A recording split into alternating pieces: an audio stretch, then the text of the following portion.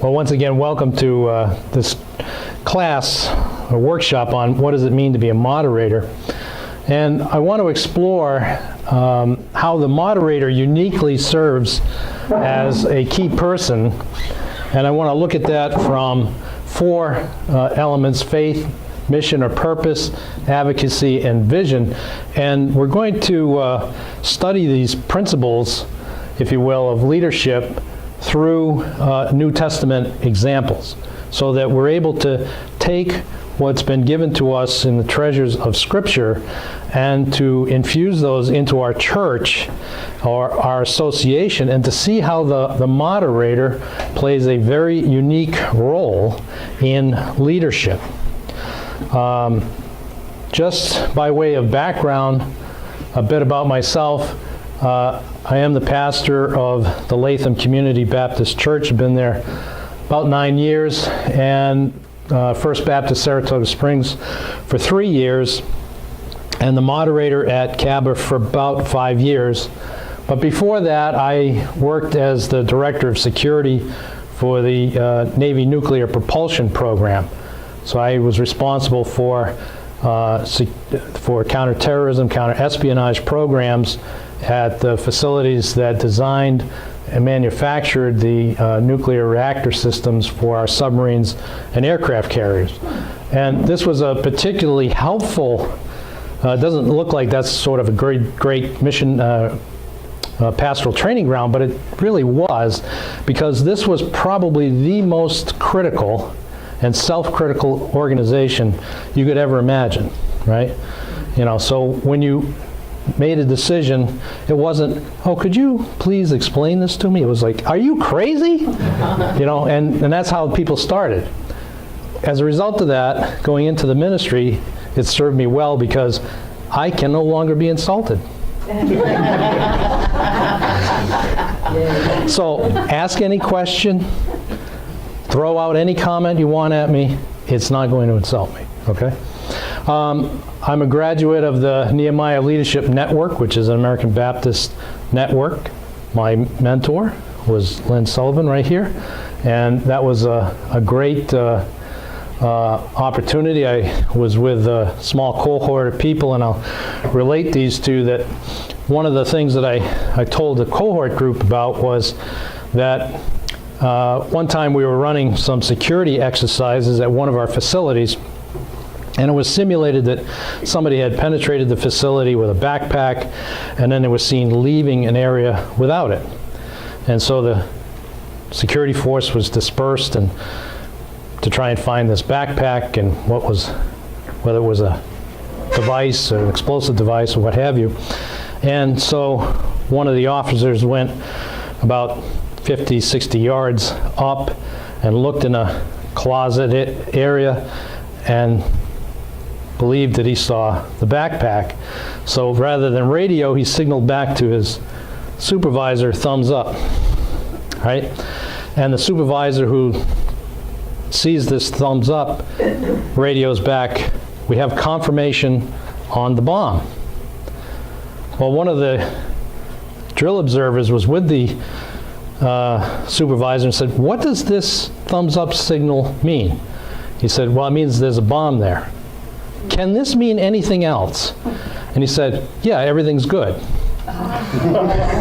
So it either was everything's good or there was a bomb. So we used to talk about this after that among the group, that said, anytime anybody got up and gave a presentation, you say, how did I do? You went. So I'm expecting thumbs up when this is all over with, okay? I went through training as a mediator with the Mennonite Peace Center, which is a week-long process. Jim was part of that, as well as several other people from the region. I did an executive integral leadership training program at Notre Dame. That was really an intensive, think of it as an intensive class. It was week-long, 16 hours a day, and it was really a pretty interesting discussion, and I'll bring some of that in. I was trained as a court-appointed special advocate for abused and neglected children. And the reason why I throw this in is, one of the things that they taught us is that you have to listen, when you listen to somebody's story is everything, right? That's how we learn almost everything, is through the power of story.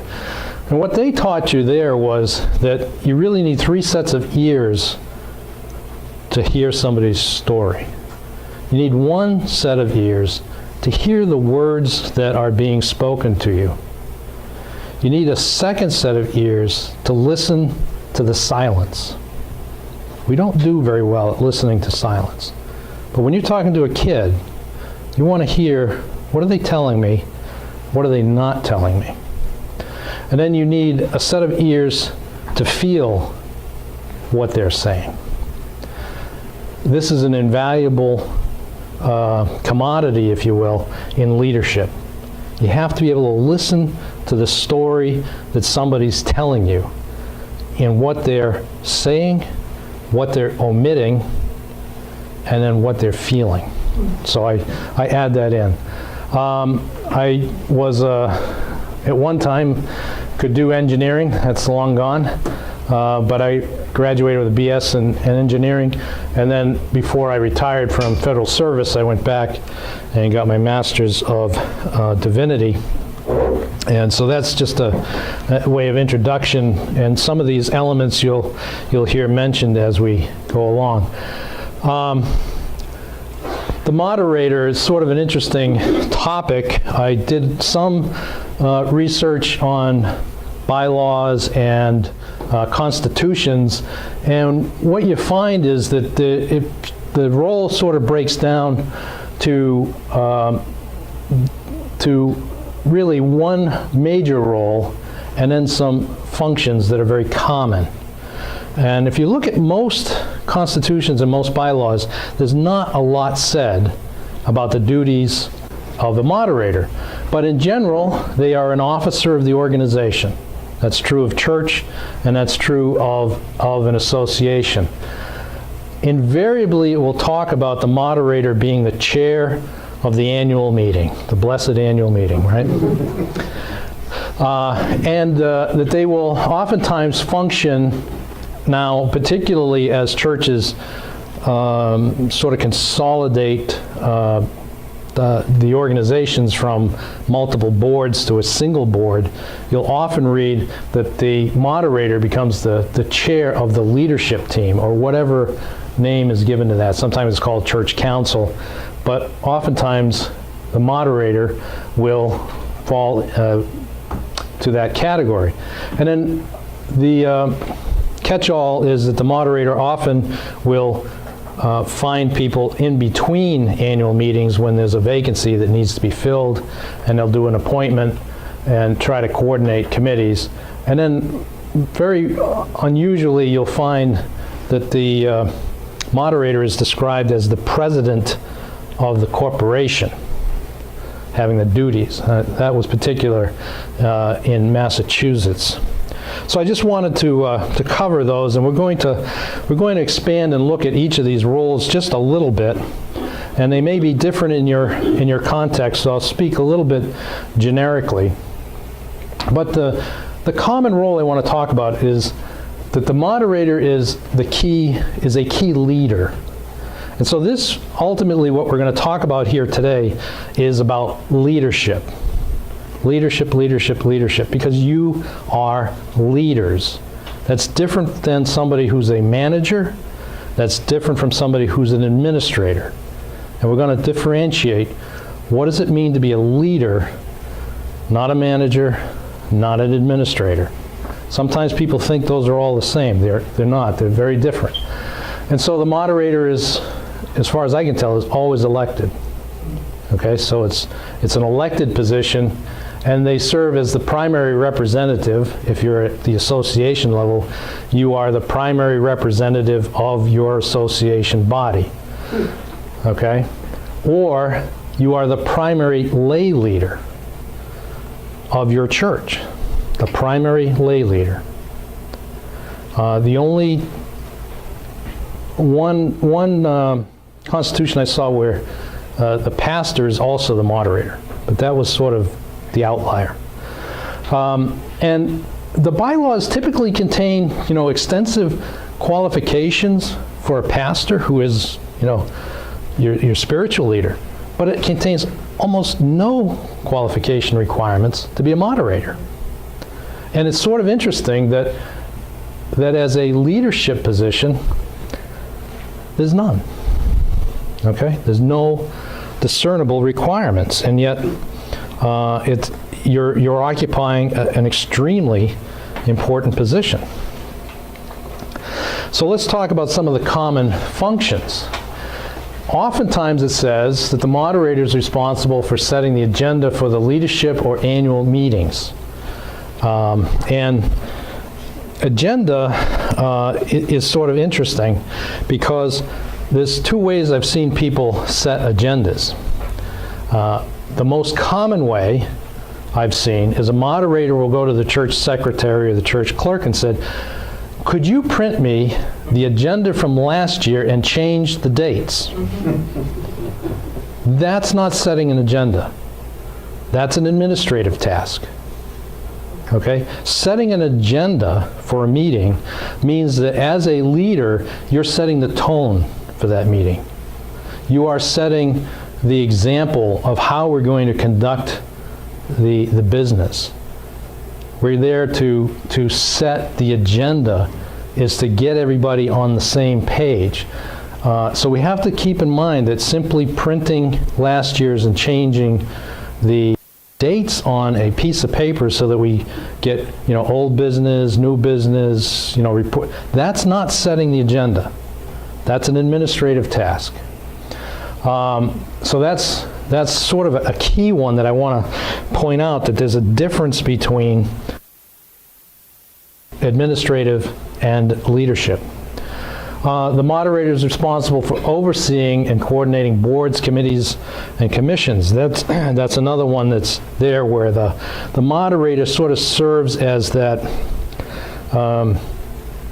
person that's supposed to generally know what everybody else is doing so that there's some level of coordination. This particular role, I believe, is starting to get smaller as we disband individual boards and become a unified board. And you would think then that makes the moderator's job easier. No, it makes the moderator's job much more difficult, because now it's a true leadership position. There's no just reading minutes or checking in once in a while. To me, the moderator is a leader, and he or she is by their ability to influence others. That is the classic definition of what leadership is. If you cannot influence another person, you are not leading. Hey everybody, follow me, and you turn around and there's no one there. Well, you're not a leader, because you influenced no one. So influence is important in our conversation, and I want to talk a bit about that. And our way we can influence people is really by three different sorts of authority that we have. There's what we would call defined authority, meaning you have a constitution that says the moderator, or whatever title, position we want to talk about, has the authority to do X, Y, and Z. The trustees, for example, I heard there's somebody over here that's in trustees. The trustees have the authority to spend money. That's an authority that's given to them in a bylaw or a constitution. So that's sort of a defined authority. And they have that authority because the Constitution or the bylaws says they do. The second is a derived authority. And that's the authority that we have because historically our predecessors had a particular way of operating, and we've now inherited that mode of operation. And so that's just sort of historical practices. And you can see that in churches all over the place that says, well, this is the way we've... Okay? And so even if you say, well, show me in the Constitution where it says that board or that group has that authority, you may in some cases can't, but everybody's sort of okay with it because that's the way we've always done it. Well, that's a derived authority from your from just the historical practices. The last one, and this to me is one of the most important ones, is an inferred authority, meaning I have this authority as a leader because of the personal behavior and conduct that I exhibit. And this is not a transferable authority. When I finished my 33 years in federal service, I had a tremendous amount of inferred authority, meaning George says this is what he wants done. People did it, even though they didn't have to go find some manual that said that was okay. It was done. The minute I retired and walked out the door and my successor came in, that was gone. And so we see that sometimes in church life where somebody was able to accomplish things. They retire, they die, they move, what have you, and someone else comes in and they think they're going to act that way? Oh no. Right? Get an amen? That was an inferred authority that was given only to that person because of the way they had the ability to influence others. So sometimes conflict comes in because we're operating on a different authority than we thought we had. So you want to make sure, if you're a moderator, think about, I have this authority, why? Because the Constitution says I do, because our historical practices say I do, or is it really an inferred authority that's vested in you, or it was invested in someone else and is not being transferred to you? The interesting thing about the moderator is there's virtually no training materials on it at all. We have, of course, the work of the pastor, the associate pastor, deacons, trustees, and the usher. But I could not find a book on the moderator. So if we come through this successfully and you suffer through these, maybe there'll be a book deal in it for me. I don't know. You know, I don't think you make a lot of money, but we may have some fun. And I'll put you in as having suffered through the discussion the first time around. And so why this is particularly important from a leadership perspective is, as I say, the trend seems to be headed in the direction of fewer discrete boards and more unified boards. And so if we don't really know what the moderator's function is, then these are some of the things that come up. And this is why I'm glad you're here, because we don't have, we mentioned before, we don't have any qualifications identified for a moderator in our constitutions. We don't have any training materials. So what this creates is functional risk. Those functions that were there that the moderator has to do, we create some functional risks. And one of those is the risk of uncertainty. And what happens there is when there's uncertainty in the part of a leader, well, what do I do? I'm the leader now. What do I do? And so what they're going to do most often, if they're uncertain, is mimic the person who preceded them. Okay? I'm familiar with a church where I could, if I had, a transcript, if you will, of the annual meeting that was just occurred with the current moderator, with last year's with a different moderator, with 5 years ago with a different moderator, and I just put those transcripts next to each other, you couldn't tell who was the moderator, because what they're saying is identical, because they're uncertain of their role as a leader. Okay? The other one is you can get someone who becomes overbearing. They really take on this mantle of leadership. I am the primary leader of the congregation. And there was a leader, a moderator in a church I was familiar with, who got up at a meeting. It was a special meeting. It wasn't an annual meeting. And he folded his arms like this. And he looked at everyone and he said, we're here to talk about this one issue only. We're going to have an open and frank conversation about it. And if you don't think that we should be approving this, you really should be checking your attitude at the door. Now let's have a good meeting. Well, what do you think of that? That's overbearing. I am in charge. There's one answer, mine, and you must see to it that you vote accordingly. So they take that to the max because there's nothing there to help. So that's a functional risk. Another functional risk is minimization. I'm familiar with a church, doesn't exist anymore, in which they had taken the role of moderator and really kept reducing it.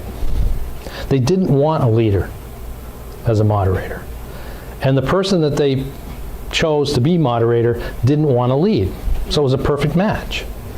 And so what the moderator really did, and again, if you had the transcripts from meeting to meeting, it would go something like this. Could everybody just take your seats now? We want to get this meeting over with quickly. I'd say the meeting's open. I want to thank the women's group for once again putting on such a lovely luncheon that we couldn't have done it without you. Round of applause, please. Pastor, quick prayer. Meeting's going. Hopefully, he didn't have to say anything else, and then he would say, meeting adjourned. Once a year, that's what the moderator did. That's not leadership. I'm not degrading the guy. That's what they wanted. But that's not leadership. You are here because you are leaders in the church. The other risk is at work we do right? Well, there's some benefit to that, but there's some great risks. We are not a business. And we can't just take and appropriate every single business idea and incorporate it into church. And so what happens with this uncertainty and lack of qualifications is we start avoiding risk, we start getting stagnant, and then we sort of have rote behavior, gavel in, gavel out, and you look at it and you say, wow, this wasn't really a very productive and encouraging meeting, or this wasn't much of an example for me to kind of sink my teeth into.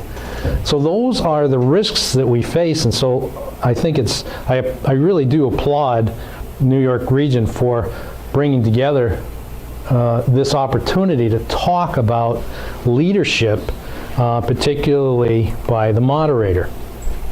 So our approach today is going to be leadership training. I don't know if you've been through any leadership training. Some of it's good, some of it's not, but we can all give it a thumbs up, right? We're going to do it scripturally based. I'm going to use a scripturally based model of leadership. I think this is going to serve us well, and you're going to see that this can be applied either to an association setting or to a church setting, and I'm desperately asking you to make it interactive. There'll be some points where I'll specifically pause for questions or comments or cross-table discussion, but please, if you have a question as I'm going along, shoot it out. If I say something that you think is offensive, let me know, because I don't intend to offend anybody. Paul. A lot of what you've drawn on is from what churches have been doing. Are there any legal or state requirements for a moderator or the moderator's role? As far as I can tell, in church governance, the only thing I've seen is statements about the pastor and trustees, as far as state legal requirements. There are American Baptist churches that do not have moderators. Not because they can't find anybody to fill them. Their constitution is there is no moderator. In fact, that's what First Baptist Saratoga Springs is. It's a church without any moderator position. And so they tend to either pick somebody to be moderator for the meeting. So it's a very different organizational structure. And we could probably talk about that more off camera. But So let's talk about the 4 biblical leadership qualities of a moderator. Now, these are my personal selections based on the study I did of New Testament. There are, as you can imagine, there are many, many leadership qualities that we could talk about, dozens. But we really would kind of dilute our efforts if we did that.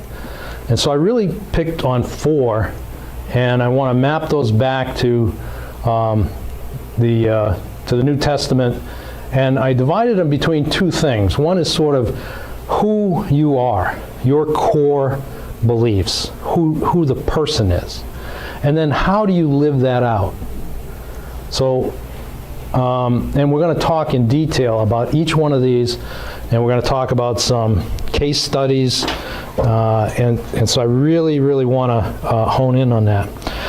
This gives us who we are and our core beliefs and the way we interact. That gives us our inferred authority. That's where that's going to come from, right? Who you are is important to how you will operate as a moderator.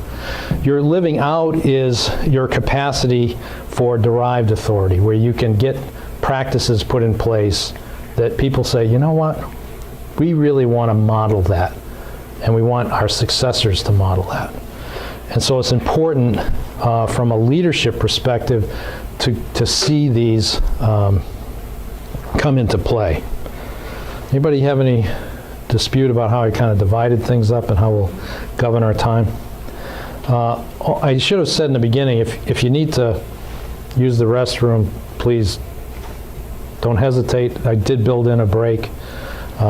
So let's kind of roll up our sleeves and get into the specifics.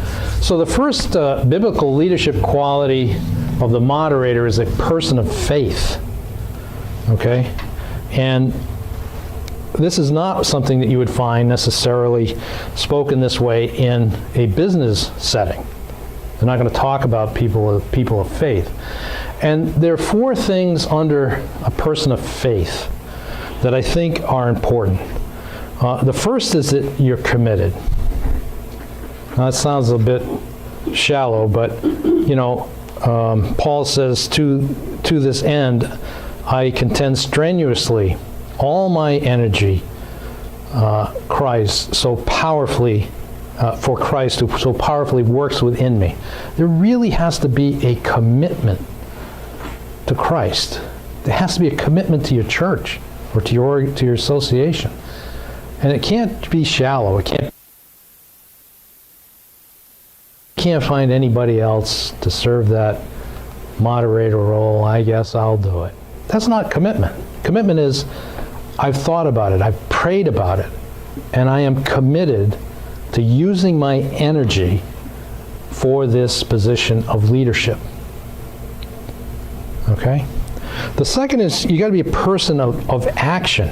You know, we remember that James said, in the same way, faith by itself, if not accompanied by action, is dead. So there has to be action. Now, going to the church secretary and saying, please print me last year's agenda and change the dates, is not really a person of action, right? That's an administrative thing. That's not a leadership thing. It's about how do we work at this thing of governance the church.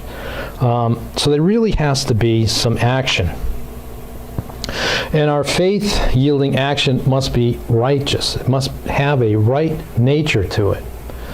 You know, for righteousness of God is revealed from faith, and faith, it's by righteousness shall we live by faith, is what Paul says. So there's got to be a commitment, there's got to be actions, but then the actions have to have that tonal quality and direction that we're moving the church forward, not personally, but we're moving the church.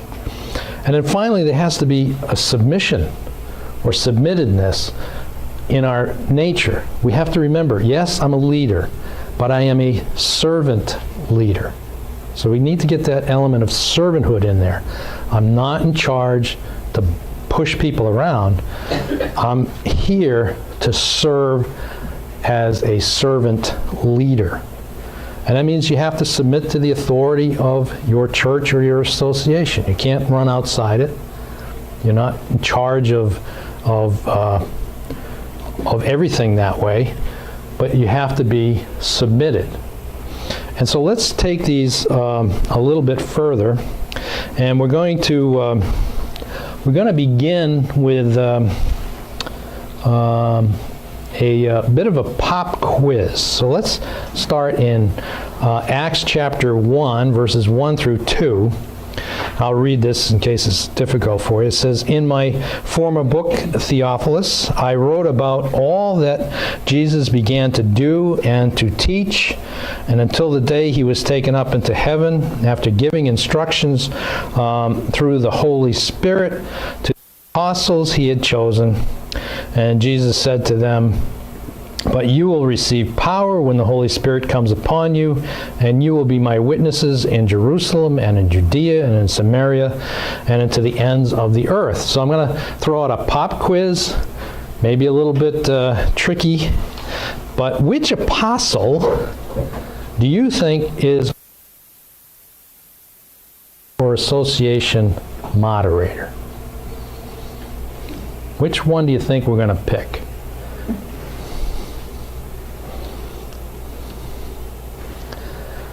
Just throw out a name. Peter. Peter. Anybody else? Paul?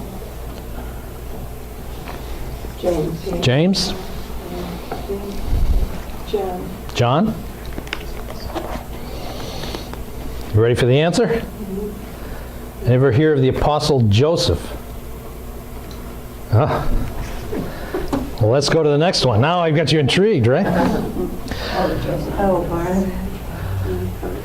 So the role model we're going to pick is, with great power the apostles continued to testify to the resurrection of the Lord Jesus, and God's grace was so powerful at work in them that there was no needy persons among them.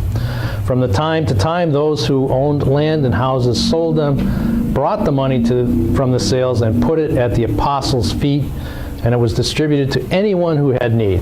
Joseph, a Levite from Cyprus, whom the apostles called Barnabas, which means son of encouragement, sold a field he owned and brought the money and put it at the apostles' feet.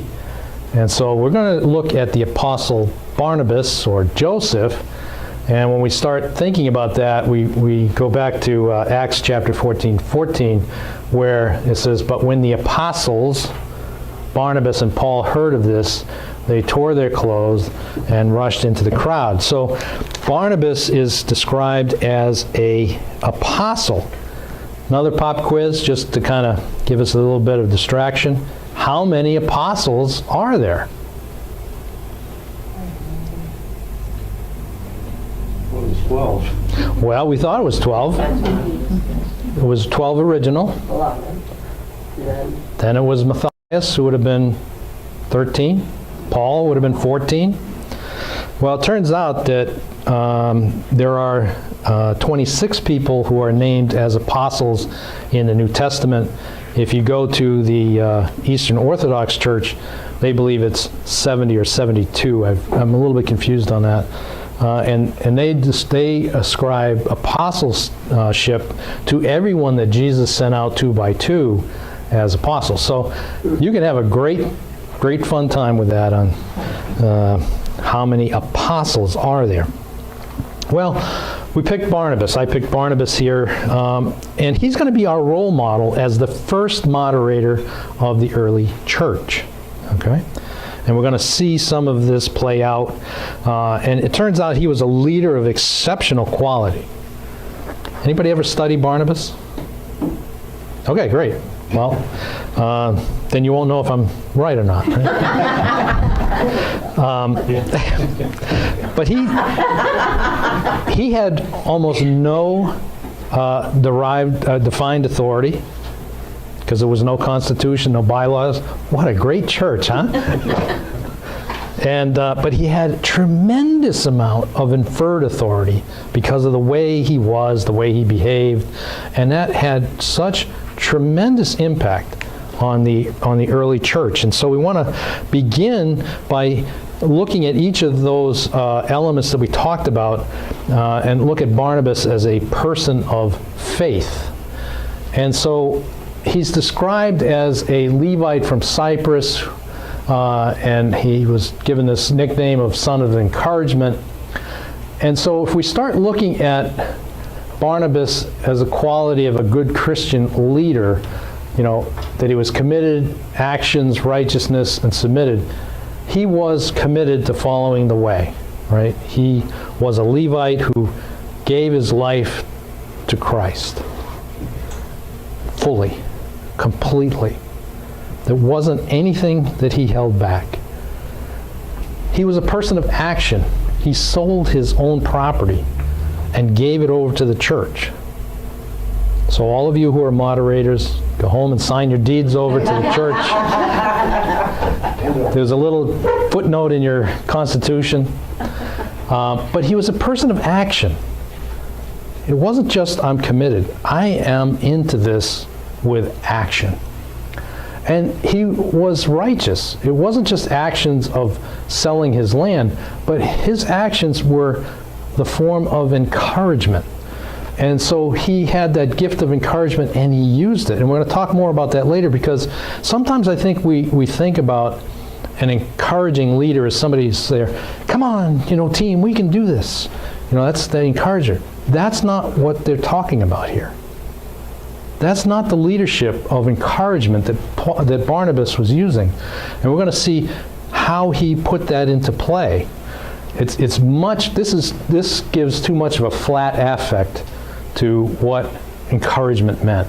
Barnabas really pushed the envelope tremendously. And he was submitted. He gave the money over. He gave his position of status, if you will, over to the church. He was willing to follow the lead of his own leaders. And so we have this quick snapshot here that says he was very much a person of faith. And that's sort of our first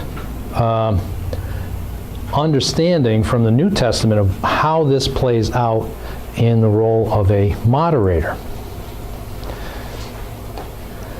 So we go on and we say, well, a person of faith as a moderator, how do we now take that as an application to ourselves? Well, the moderator must be a person possessing the qualities of a good leader: committed, action-oriented, righteous, submitted. And we're going to have some fun today with some back and forth, but we really have to ask ourselves some very serious questions at this point. Are we committed? Are we stepping into a role of leadership? Are we really serious about this? And are we serious for Christ? If we're not, we shouldn't be in a leadership position. Doesn't mean we can't do some tremendous work elsewhere. But when you decide you're going to be a leader, you really got to make that a conscious decision, not a default. If nobody else will do it, I guess I'll do it. That's not a positive decision. We don't make our commitment to Christ that way, right? We don't say, well, nobody else went up for the altar call, I guess I'll go up. That's not a commitment to Christ. Well, we shouldn't commit to leadership by default. Do we have a servant's heart? Do we want to make these actions and be a servant heart? Now, I'm not here to challenge anybody's personal faith. I'm just saying that we have to do that self-examination if we're going to go into a leadership position. Righteousness. Am I willing to do the next right thing for God, even if it doesn't feel like the next right thing for me?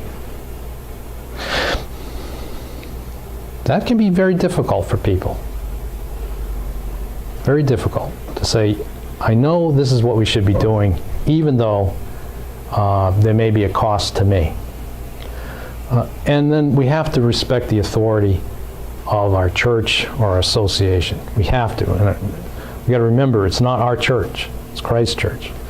We have to remember that there is a structure, and so we have to stay somewhat within it.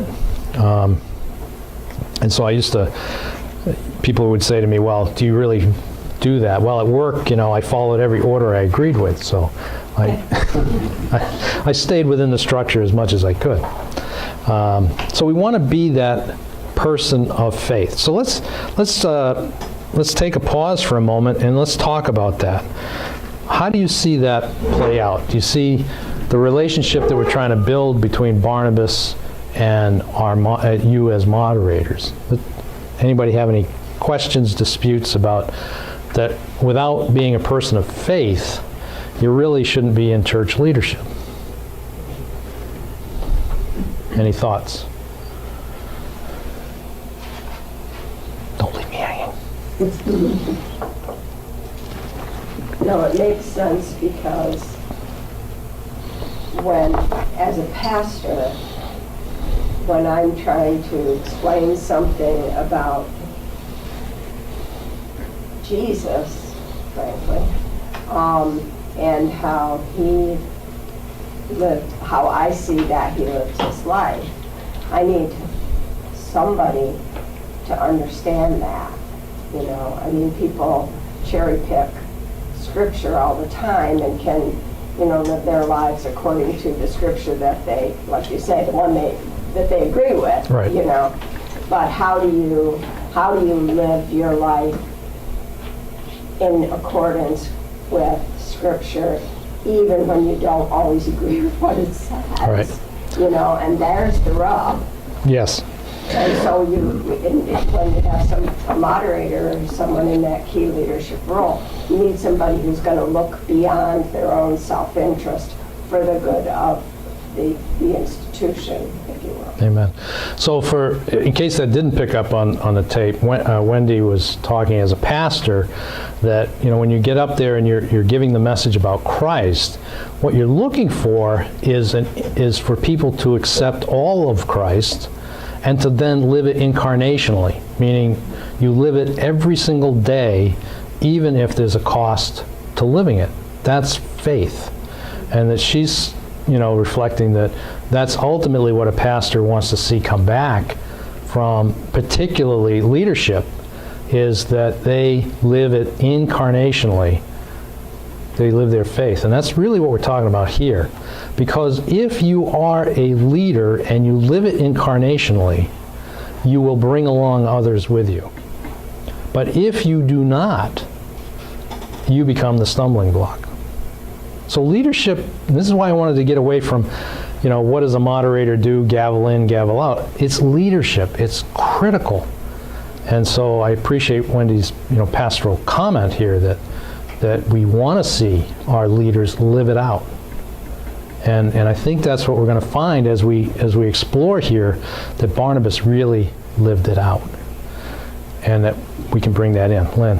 George, I think another aspect is that any church leader would need to keep the big picture of the purpose of our particular faith community. What is God calling our community to do and to be? Right. And to understand that and to be able to communicate that to others. So, again, for the benefit of the camera, Lynn was mentioning you got to know what the purpose is of the church and keep that in mind as you're going forward. And so, this was not staged, but the second quality of leadership by the moderator is they must be a person of purpose.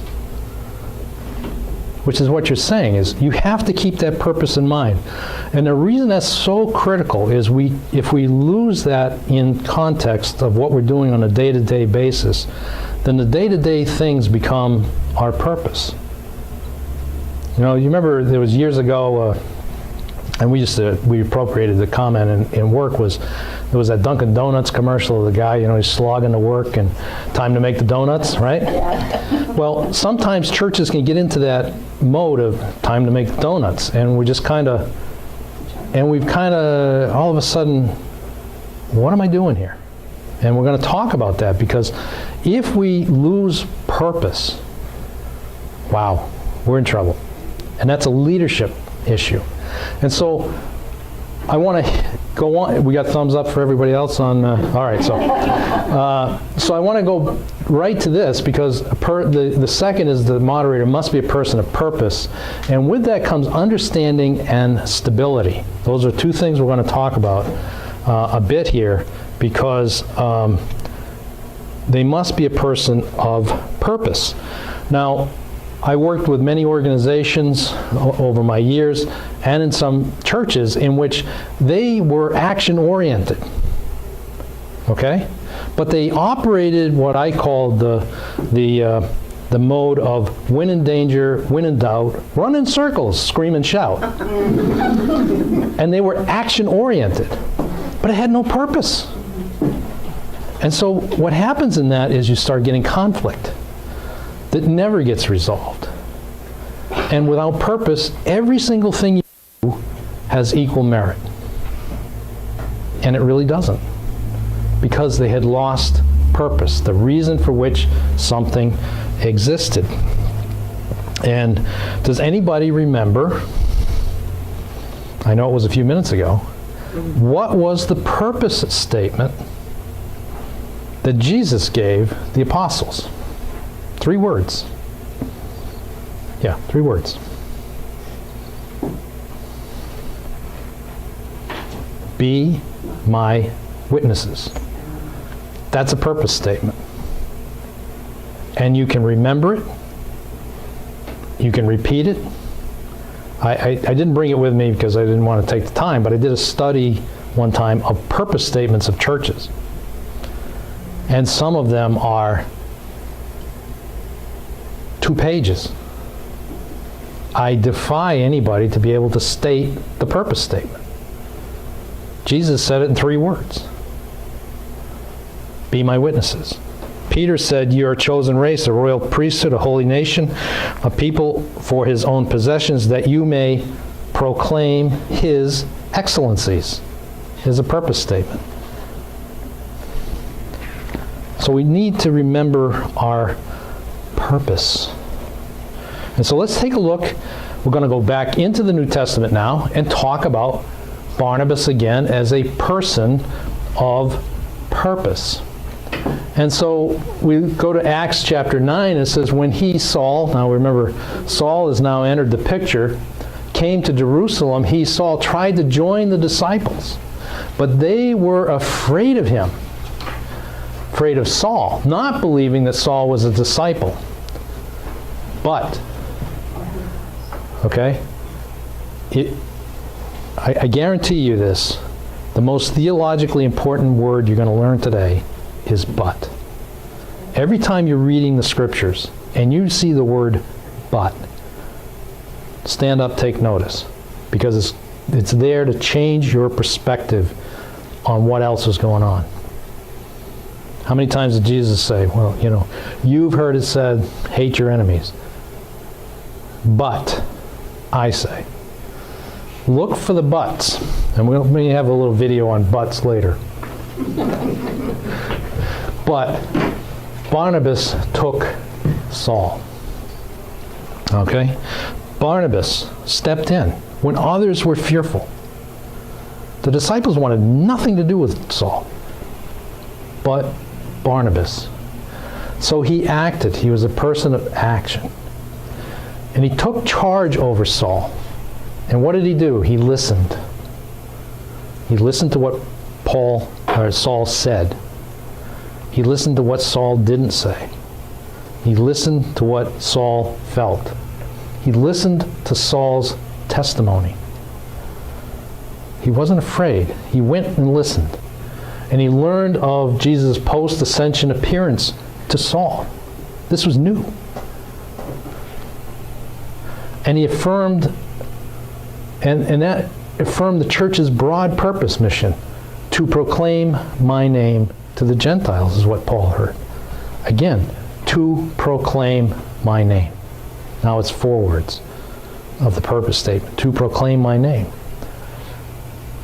And Barnabas started exercising some understanding of purpose. And he understood, even better than most, what the purpose was for the church that Jesus had created. So he had understanding. He had stability. He was emotionally confident. He overcame whatever fear he had so that he could consider Paul's testimony as God at work. He didn't let fear consume him. And we're going to talk a bit about how that happens and why it's so critical as a leader not to let fear overcome you. So Barnabas understood purpose, and so he was attuned to opportunities that God was putting in front of him. And so Saul comes into the picture, and it's like, wow, listen to this story. Person of purpose. He didn't get distracted by fear. He knew what the purpose was. So let's talk about that in application form. A person of purpose, the moderator. You are to be a person of purpose. You have to understand the purpose or the mission of your association. Okay? And you have to be emotionally secure enough to face uncertainty without it consuming you. All right? It's really very significant that we understand that. And that means that it's innate. This becomes part of us. When I worked for the federal government, one of the things that was occurring and is you would get somebody would, I called it the flavor of the month, it's all about, terrorism, let's say. And so everybody, jumps and creates new programs and this and that, all about terrorism. Well, you get about halfway through, and the next issue comes in, and no, it's not terrorism today, it's espionage. And so that's done, and you got all of these half-done things everywhere. The government, I know this is going to shock you, isn't very efficient. And so one of the things that I looked at was saying, we can't do this. Let's set our principles of how we're going to operate. What's our purpose? And then as new things come along, we'll factor those nuances into our purpose. Because these things can distract you from what you're trying to do. And so as a leader in your church, you have to always have the purpose in mind. If you don't have the purpose in mind, things can get very imbalanced very quickly. So I would encourage you to really be thinking about your purpose. And then to have some emotional stability about that. So let's take a look at this person of purpose and do a little bit of a sort of a case study, if you will, using the Capital Area Baptist Association. Not that we have it right, but we're at least trying to exercise some of these principles. And so we begin with the question, why are you here? And that's really kind of an interesting first order question. Why are you here? And so we had sort of arrived at a point in CABA where we couldn't give a good answer to that question. People were struggling, saying, why are you here?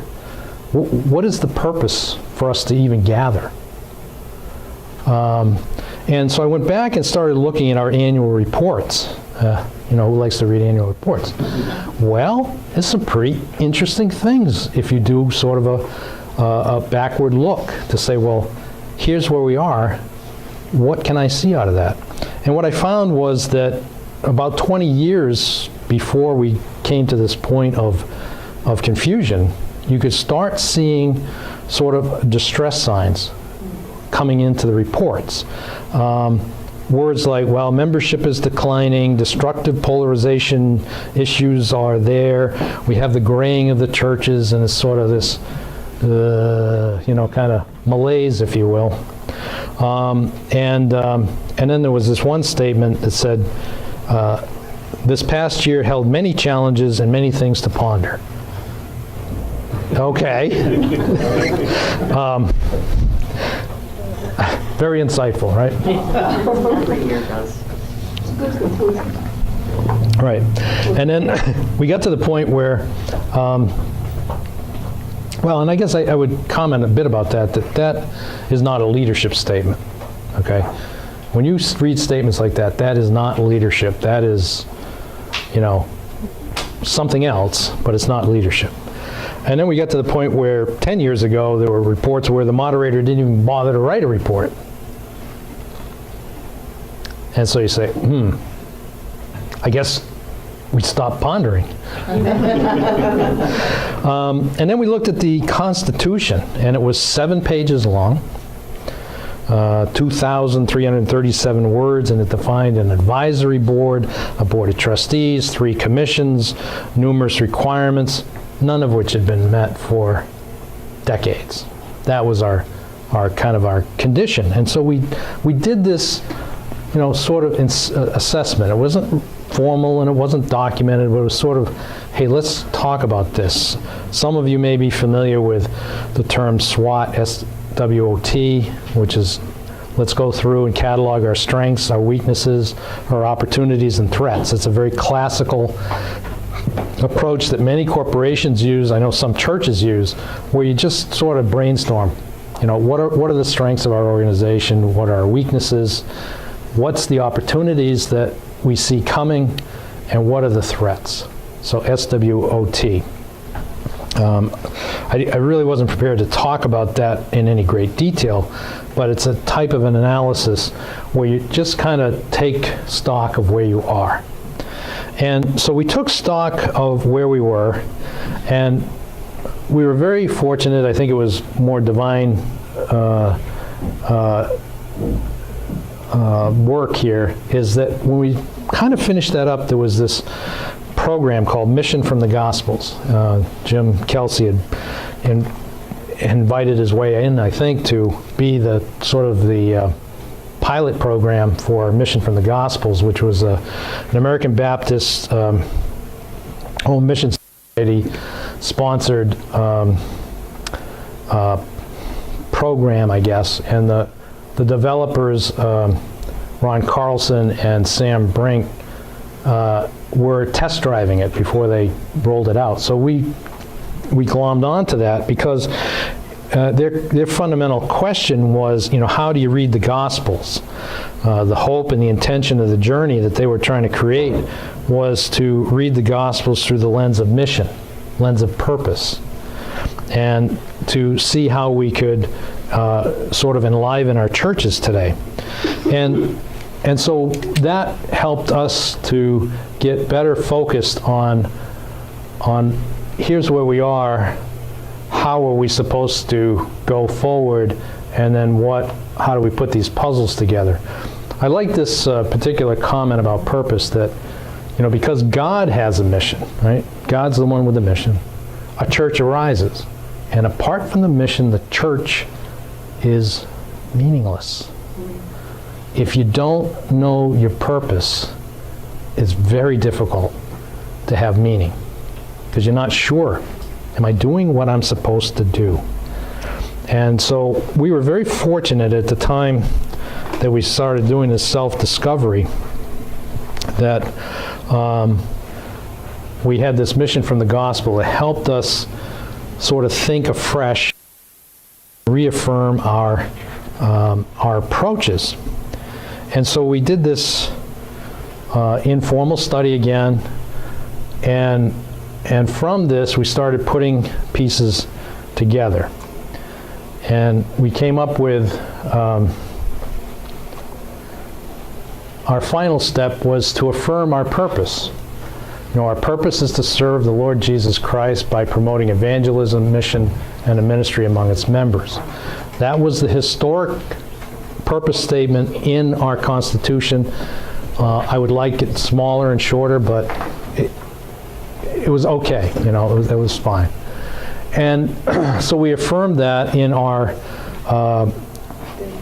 Constitution. You have copies of the Constitution.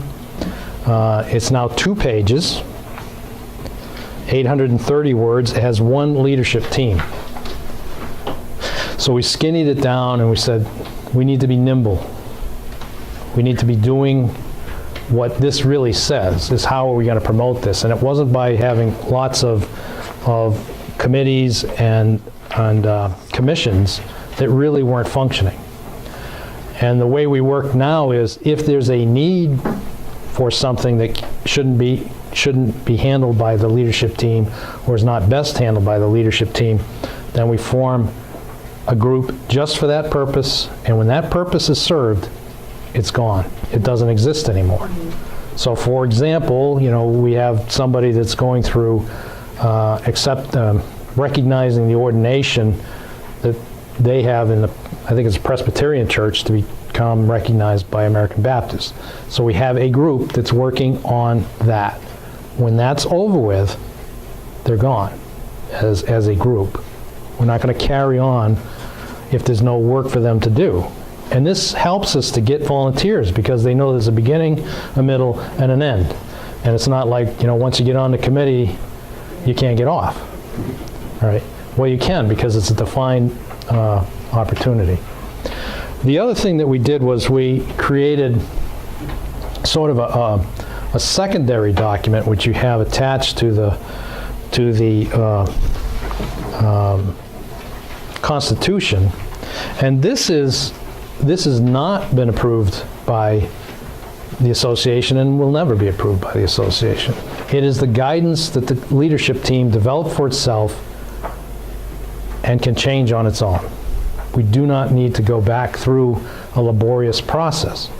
And from that process, what we said was that we will have a vision to see that we share our love among our churches and with others. And our vision is that we have healthy churches, and then this is the approach that the leadership team is going to use in discharging its responsibilities. If something else, again, it's back to the flavors of the month, if something comes along, we now have a structure to integrate into the way we do our business. And these are principles. They're not, hard and fast requirements. So, yes, we have to respect the diversity in our Cabot churches. They're very diverse. There's theological differences, but we don't focus on those. We focus on what we share in common. There's geographical differences, urban, suburban, rural churches. So we recognize and we accept that there's going to be differences in ministry. We strengthen the leadership of our churches. And so we do leadership training, and I'll talk about some of that coming up here in a minute. We encourage the churches through difficult times. First Baptist Church, Saratoga Springs, was going through a difficult time. And so Region was helping, and then Cabot came alongside and said, let's create a vision team where we can start doing that informal assessment, tell your story, let's work through this, let's understand where are we, where do we want to go. And so that's an encouragement to churches in difficult times. That's not the encouragement of, guys, just keep at it, keep swinging, you're going to hit the ball eventually, swing enough times. That's not encouragement. Encouragement is you actually walk with somebody. And then we're sparking new approaches to reaching people for Christ every year. Now, instead of kind of saving on the money for who knows what purpose, Cabot has resources to say to all of the churches, if you want a grant, $1,000 to go start something, try something. One page, and anybody ever do a grant? There's no such thing as a one-page grant, let me tell you. And what it is tell us what you'd like to spend the money on, how you're going to, something new, and then tell us how it went. Give it a try. And it's okay to fail. Not that we want it squandered, but we want you to try. And so that's what we're trying to do, is spark some new approaches and give people that opportunity. So in the strengthening of our churches, we've now done missions from the Gospels. We did Bridges Out of Poverty. I don't know if anybody's ever done that. We did that for our group. We did Healthy Congregations with some financial support from Jim, and that was and we've opened this up, I think, to Region every time, what does a healthy congregation look like? So we're trying to strengthen our congregations. We did missions for small churches. What can a small church do in local missions? We did one on how do small churches actually function and how do you empower them to move forward. We did one on Soul Shop. Anybody? That's for how do you reach out to people who are suicidal, right? Huge problem. And so we tried to strengthen that way. And I mentioned the grants, and now we have churches working on some collaborative efforts of joint ministry, where one church will send money or product to another church to say, here, you go do this for your ministry. Is it perfect? No. But we're trying to work through that process of being faithful and having a purpose in mind, and so we're working on it. But that's the direction that we are pursuing. So that's purpose. Okay? Anybody have any questions about purpose or the case study that we went through? Awareness, and what that really is that you are able to understand as a moderator, as a leader, that you want to be the least anxious person in the room. When there's a meeting, you want to be the least anxious about it. Because if you are least anxious, others will be following you. You are a leader. So we want to keep our eye on the purpose. And when you know the purpose, you are not as anxious about things. When you don't know the purpose and everybody's coming in at different directions, boy, the last argument always sounds like the best one. Well, it's not necessarily. You have to be able to balance that against a purpose. And so one of the things I want to talk a little bit about, and this came from the training that I had at Notre Dame, was the difference between, and we miss this oftentimes in churches, the difference between a problem and what they called at Notre Dame a polarity. So problem and polarity we're going to talk a little bit about. So a problem is something that requires correction. It needs to be fixed. So let me give you the simple answer. You come to the church and you unlock the church, and in the process your key breaks off in the lock. Is that a problem? It's a problem. Yes. Okay. It needs to be fixed. And so either you have somebody on staff or volunteer, or you contract out, somebody comes in and gets the remnant of the key out of the lock, and the problem is fixed. The issue that leadership has to recognize is not everything in church that presents as a problem is in fact a problem. And if you try to fix it, then you will have a problem.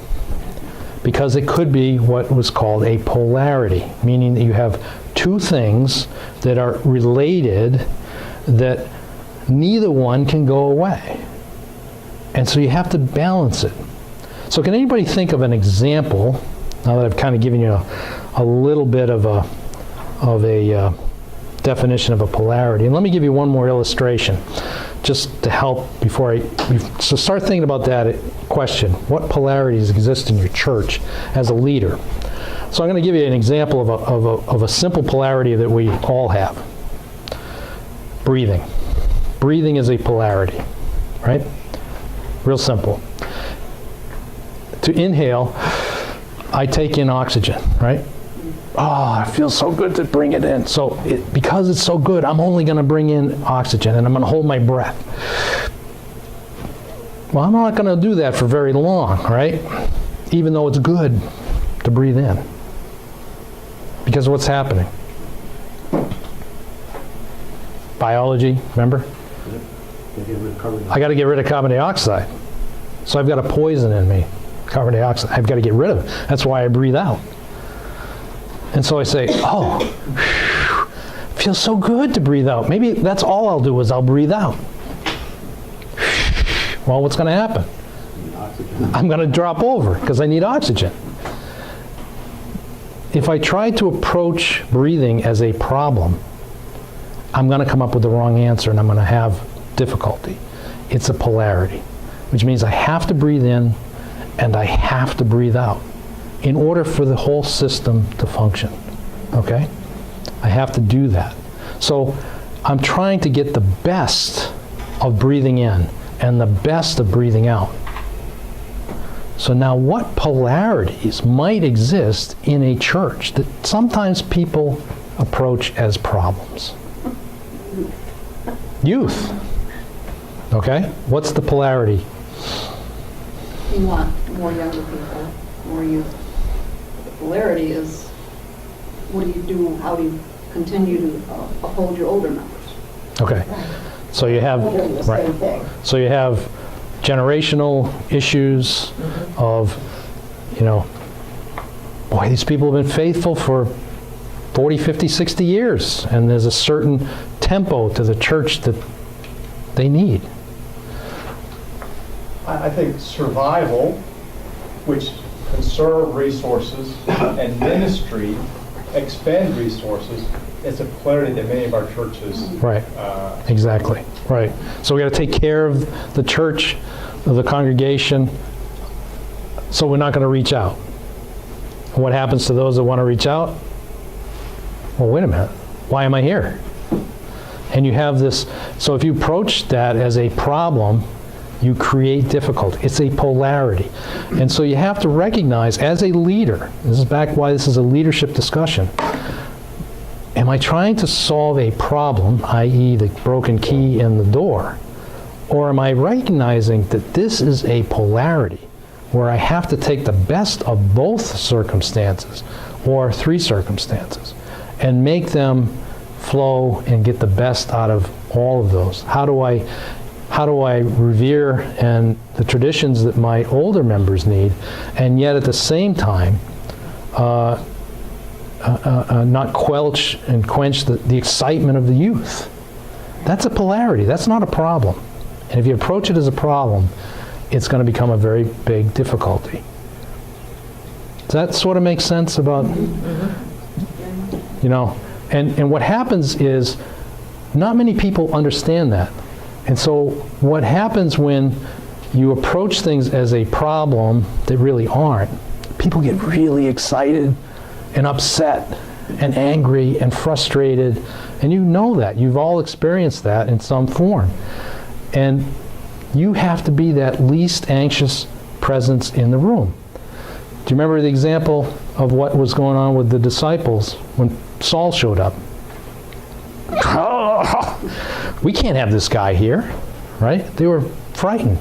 But Barnabas comes in and says, wait, this isn't a problem. We need to look at that, because he had his eye on the purpose. So you as a moderator, having your eye on the purpose will be that least anxious presence. You'll understand, you'll be self-aware of what's going on. And so I would recommend this book as a means of doing that. I give you one quick example of how some moderators might behave. I haven't exactly seen this play out, but let's see if this works. I don't know what they have to say. It makes no difference anyway. Whatever it is, I'm against it. No matter what it is or who commenced it, I'm against it. Your proposition may be good, but let's have one thing understood. Whatever it is, I'm against it. And even when you changed it or condensed it, I'm against it. I'm opposed to it. On general principles, I'm opposed to it.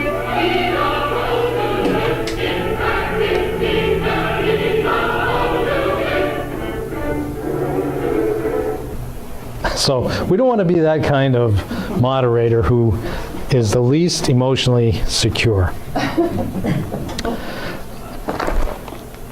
Let's pause on that for a minute. Let's talk about that emotional security element. Other thoughts, disagreements, confusion? They used to say you should be a non-anxious presence. Right. A better neurological understanding of the human brain has caused people to stop saying that. Now they say what you're saying, to be the least anxious Right. presence. You know, if you're in that room, you're going to share the anxiety.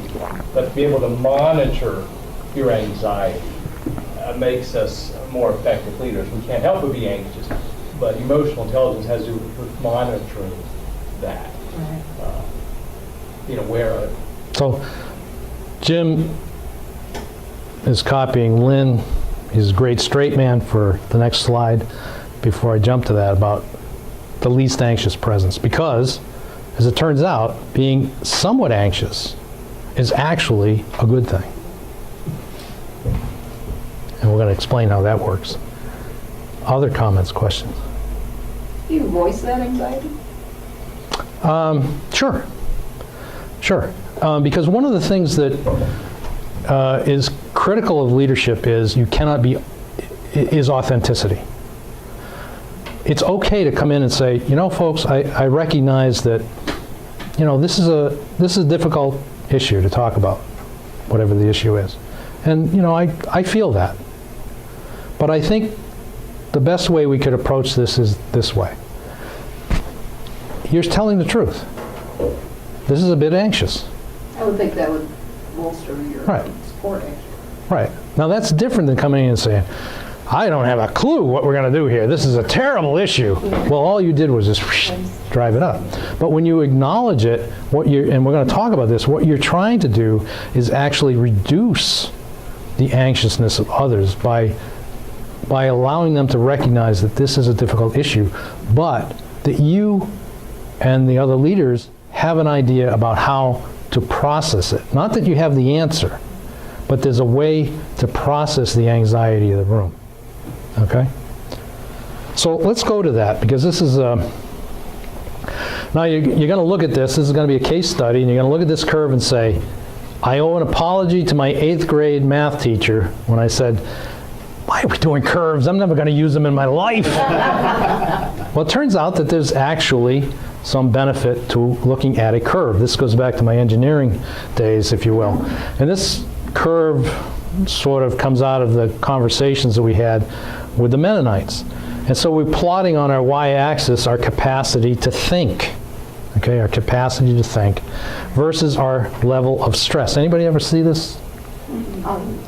Maybe a variation?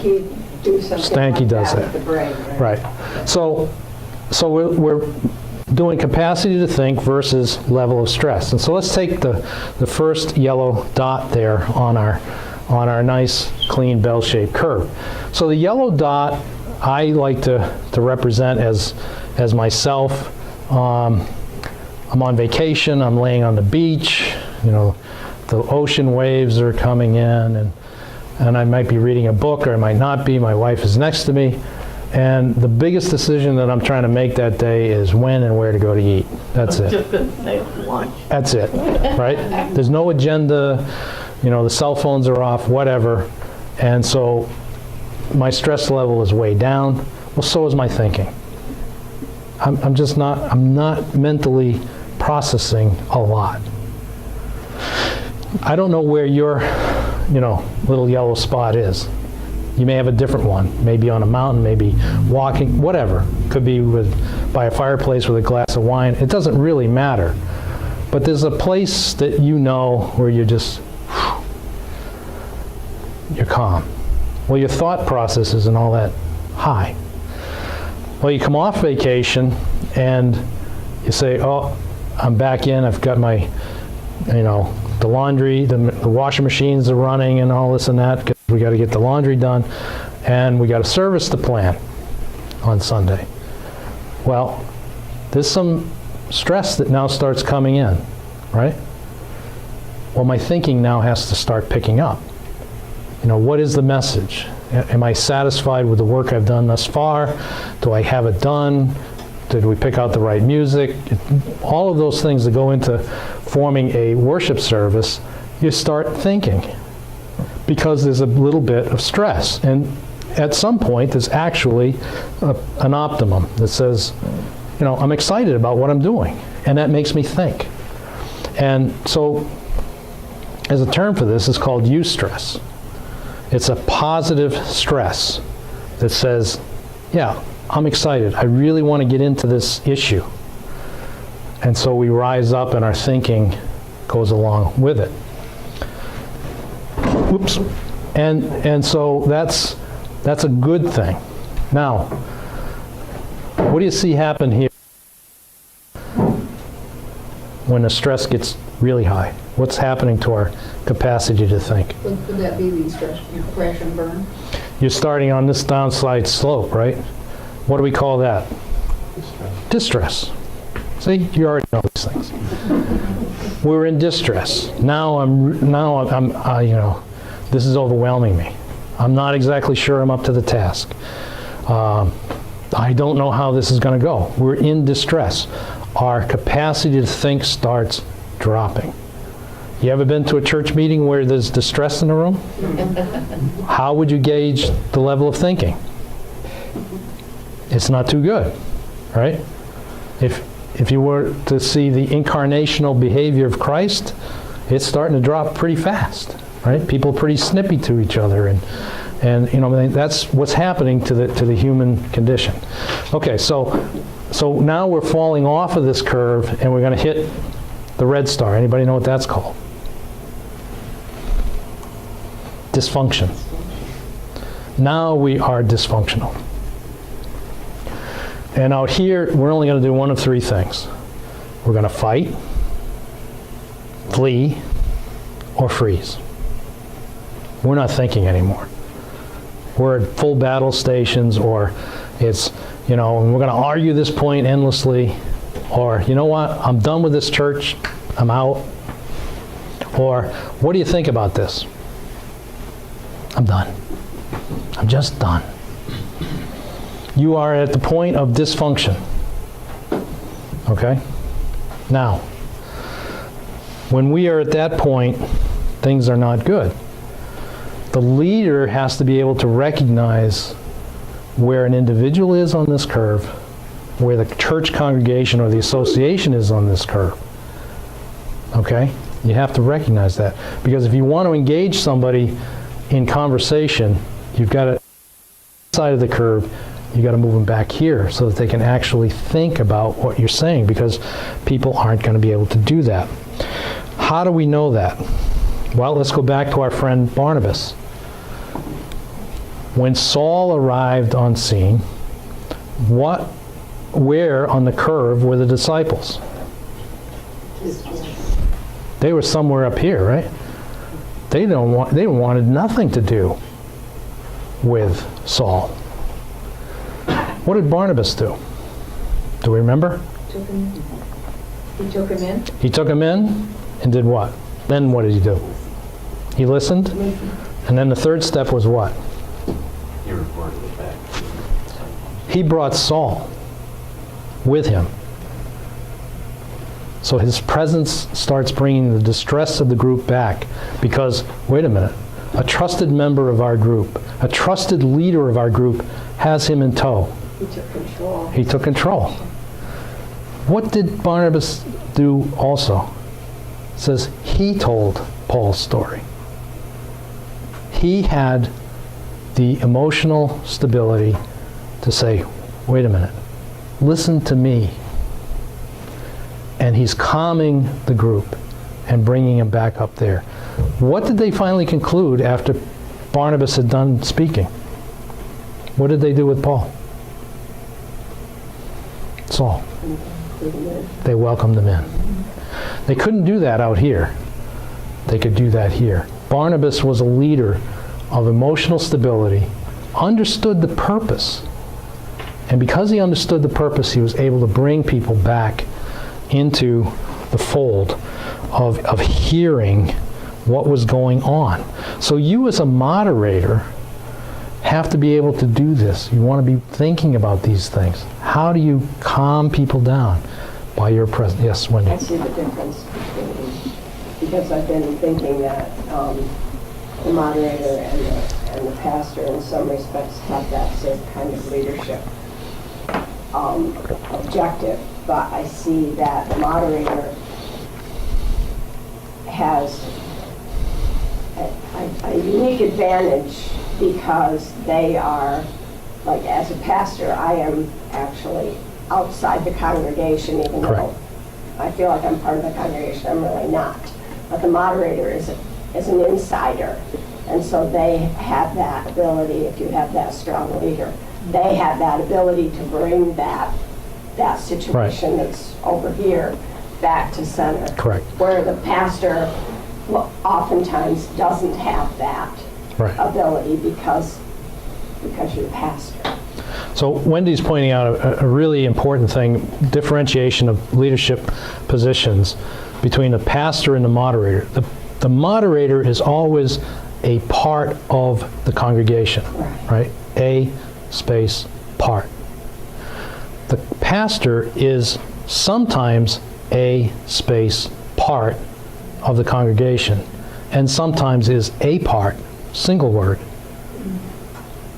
from the congregation.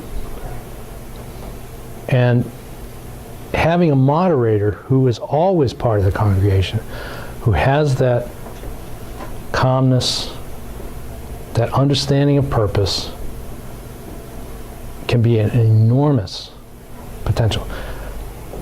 Barnabas was not of the inner circle of the church. He was not one of the 12, right? So he was a part of the congregation, and he was able, because he kept his eyes focused on the purpose, to help bring Saul into this position where people would actually listen to him. And so that was really done by the power of persuasion of Barnabas, not by force. And so we want to think about that example and say, wow, I could do that in my congregation or my association. I could be that person of influence and help calm people down and facilitate a good conversation. Is this a problem? Is this a polarity? What is it that we're talking about? Why are we so upset? Okay? So I find those points are really the first 2 of 4. That's really the core of who you are as a moderator, is that person of faith and that person of purpose, that understanding, that stability that you really kind of want to have. And that's before we even get into what you're going to advocate and how you're going to maintain your vision.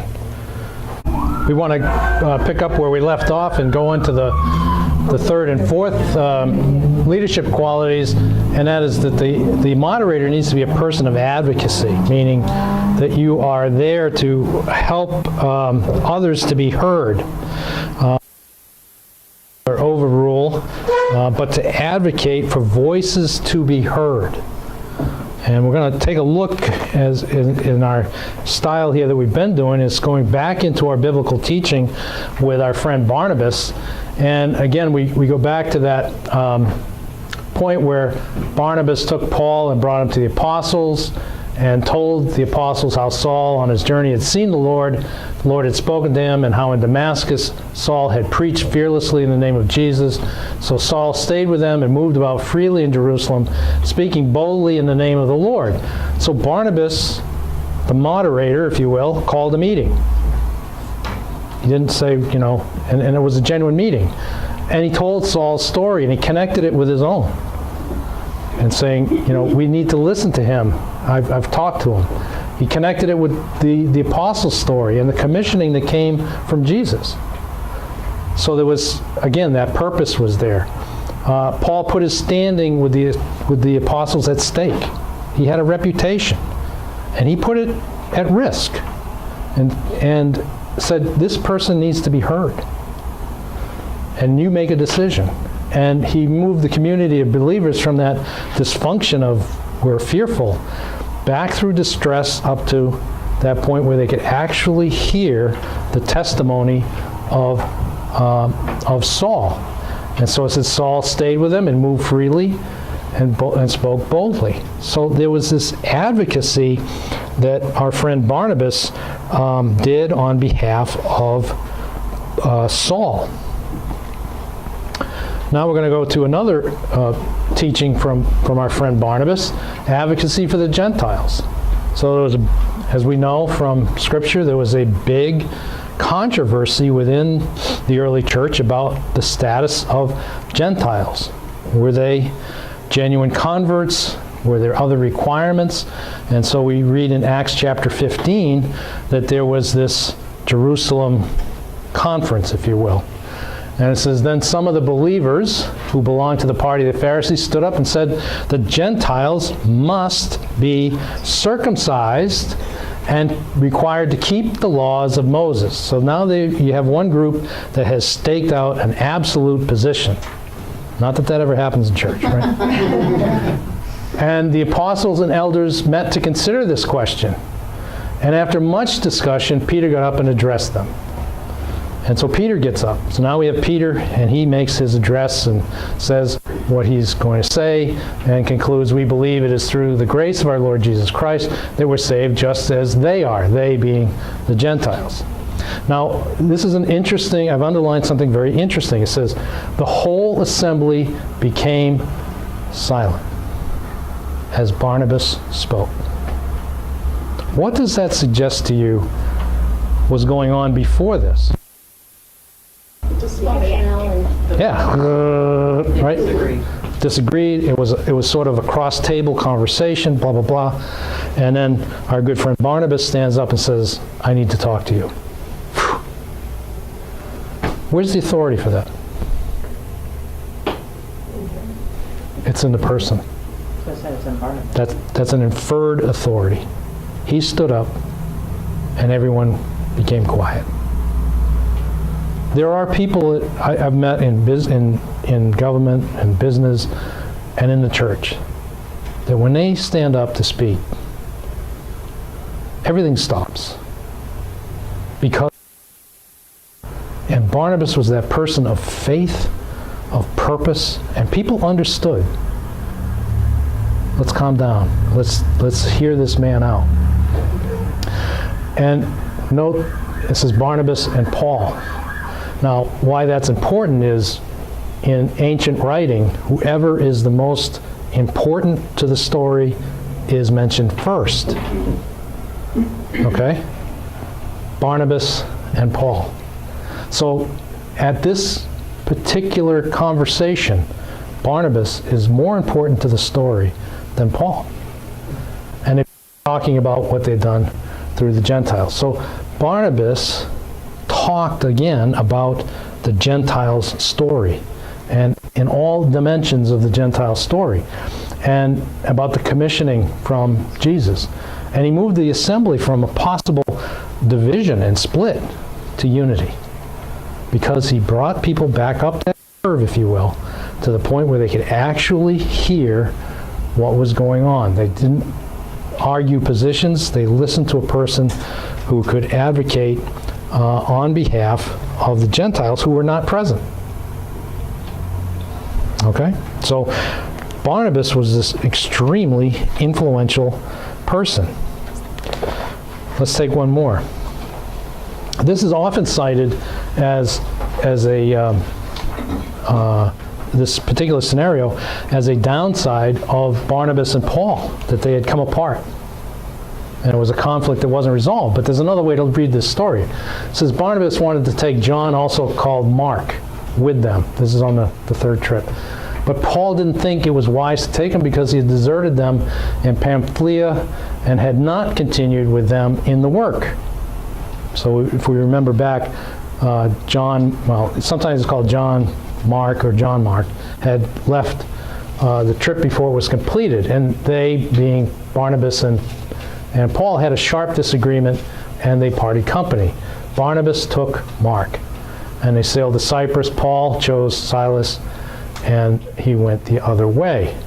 So Barnabas was talking on behalf of a future leader of the church, and he believed in advocating for second chances. Right? John Mark had left the first trip without completing it. That upset Paul. But Barnabas said, no, people are entitled to a second chance, which is sort of interesting that Barnabas also argues for Paul. And so Barnabas could overlook the failure. And we have to be able to be, as a moderator, you have to be able to overlook somebody's personal failure. If they tried something and it didn't work out, it doesn't mean that everything they're going to do won't work out. Oh, I always remember when, so-and-so said we should do this and it failed. All of a sudden, anything they have to say has no weight. Barnabas is saying, no, that's not true. And we see later that Paul writes, only Luke is with me, get Mark and bring him with you because he is helpful to my ministry. If not for Barnabas, Mark, we might be tempted to say Mark would not have become important to the ministry of Jesus Christ and to be recognized by Paul as an important member of ministry, even though he had departed from him. If not for Barnabas, because he was willing to stand and say, wait, one failure doesn't make for an end. One time when I was working for the federal government, I was called to interview an Islamic cleric who was supporting some people who had interests that were not consistent with the United States. We'll leave it that way. One of the things he told me as I interviewed him was, he says, I have this firm policy. If you make one mistake with me, just one, I'll cut you off forever. One mistake, you're done. And I thought to myself, as I sat there, I thought, thank God for Jesus Christ. What would I do? And it just, to me, was just such an overwhelming moment to recognize what it means to have a Savior who doesn't cut you off because you have one mistake. And Barnabas saw that in Christ and said, no, Paul, we're not cutting this guy off because of one mistake. So he was an advocate. So if we take that Barnabas teaching and we go to our application, so the moderator has to ensure that the voiceless are heard. We have a lot of people who have good ideas in the fringes, but they're maybe a little bit apprehensive to speak up because it hasn't gone well in the past, or they're not exactly sure they have it right. And so we want to make sure that the moderator isn't just listening to the most vocal or strongest voice in the room, but the moderator is really listening for those that are, if you will, people on the margins that may have a valid point to bring up. Yes, Wendy? One thing that I noticed with that scenario with this and John Mark was that Barnabas was able to be objective. Like it wasn't like, oh, I stood up for Paul, so I got to go with Paul on this one. That seems to be really important that you can go against your friends, right? For the greater good. Yeah, at the break, a question came up. I think it was Raquel asked me a question about, gee, you're in a conversation with people about making a change, right, in the Constitution. It doesn't matter what the subject matter is. And when you don't agree with what that person wants to do, they bristle. Why is that? What are they telling you in that? Their opinion matters more. Okay. What else are they? What are they feeling? But they're not saying. Threatened. They're feeling that because you don't like their idea, you do not like them. John Mark left. Barnabas didn't take it as, you don't like me. Okay. We can forgive that. Let's move forward. Forward. Paul may have taken it more personally. We don't know. But you want to be looking for that just because somebody doesn't agree with us doesn't mean that they don't like us. but we take it so personally, don't we? I mean, it's just... and so we want to look at that. So let me give you a quick case study here. And this kind of talks about the traditionalists and the youth, okay? Polarity, not a problem, but a polarity. So the youth group had raised some funds and they purchased some books with praise songs in them to supplement the hymns of tradition. And so that went well, and after a year of making use of these songbooks, someone complained, don't you like that, someone? That someone complained to the Board of Deacons that the song in that book called Lord of the Dance, you know that one? Yes. That was inappropriate. And the Board of Deacons agreed, and then gave the youth group 3 options. Tear out the offending pages of the book. 1. 2, put paste on those 2 pages so they couldn't be opened. Or 3, remove all the books from use. After 2 weeks, the youth group still had not responded. And the youth group leader has confided in you as the moderator that several of the youth are very disillusioned about church. What have we got going on here? What are you going to do as a moderator?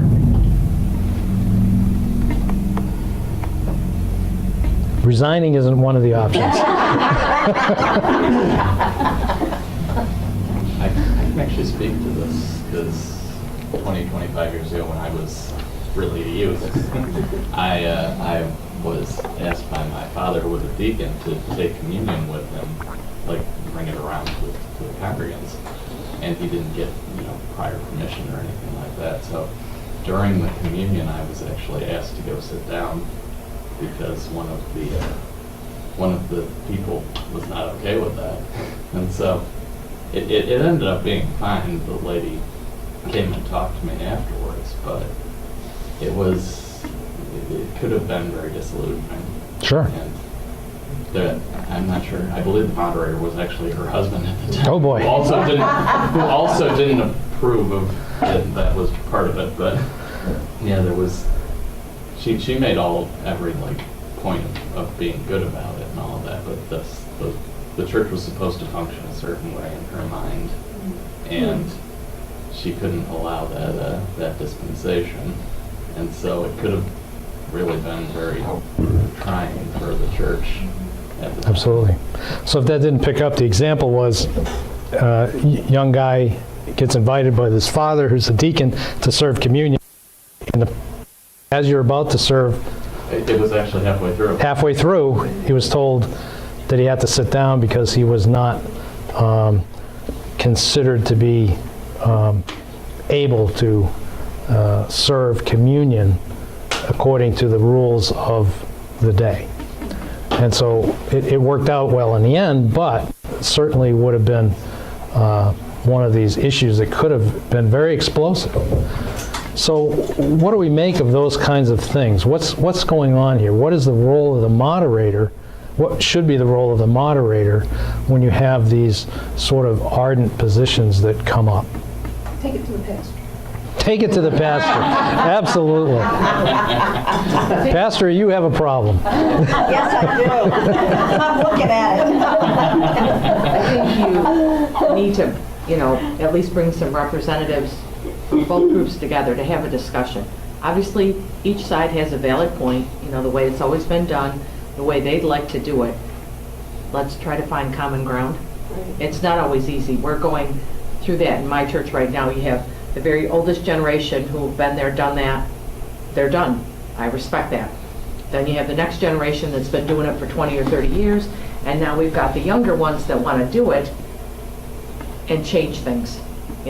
How do you keep everybody happy? Yes, multi-generational churches are an extremely interesting dynamic. Especially when they're small and everyone's related. Yes. Well, and actually, I'll finish the story by saying that not long on after that, there was actually a schism in the church, and a number of those people, the moderator and his wife and all of them, they chose to go to another church. Yeah. People who had gone to that church for 50 or 60 Yeah. years. Some have gone to it for 50 or 60 years, chose to stay, and the children now have a very large role in the service. And they like it, but it did cause a schism that is still being worked out. You see the people in town, and there's still bad blood. That's so unfortunate. It is. I love that woman and her husband, and I always have. They were my Sunday school teachers and things like that. There was never any attempt at bringing Reconciling, yep. everyone together in that sense. We have one Children's Sunday a year, and that was it.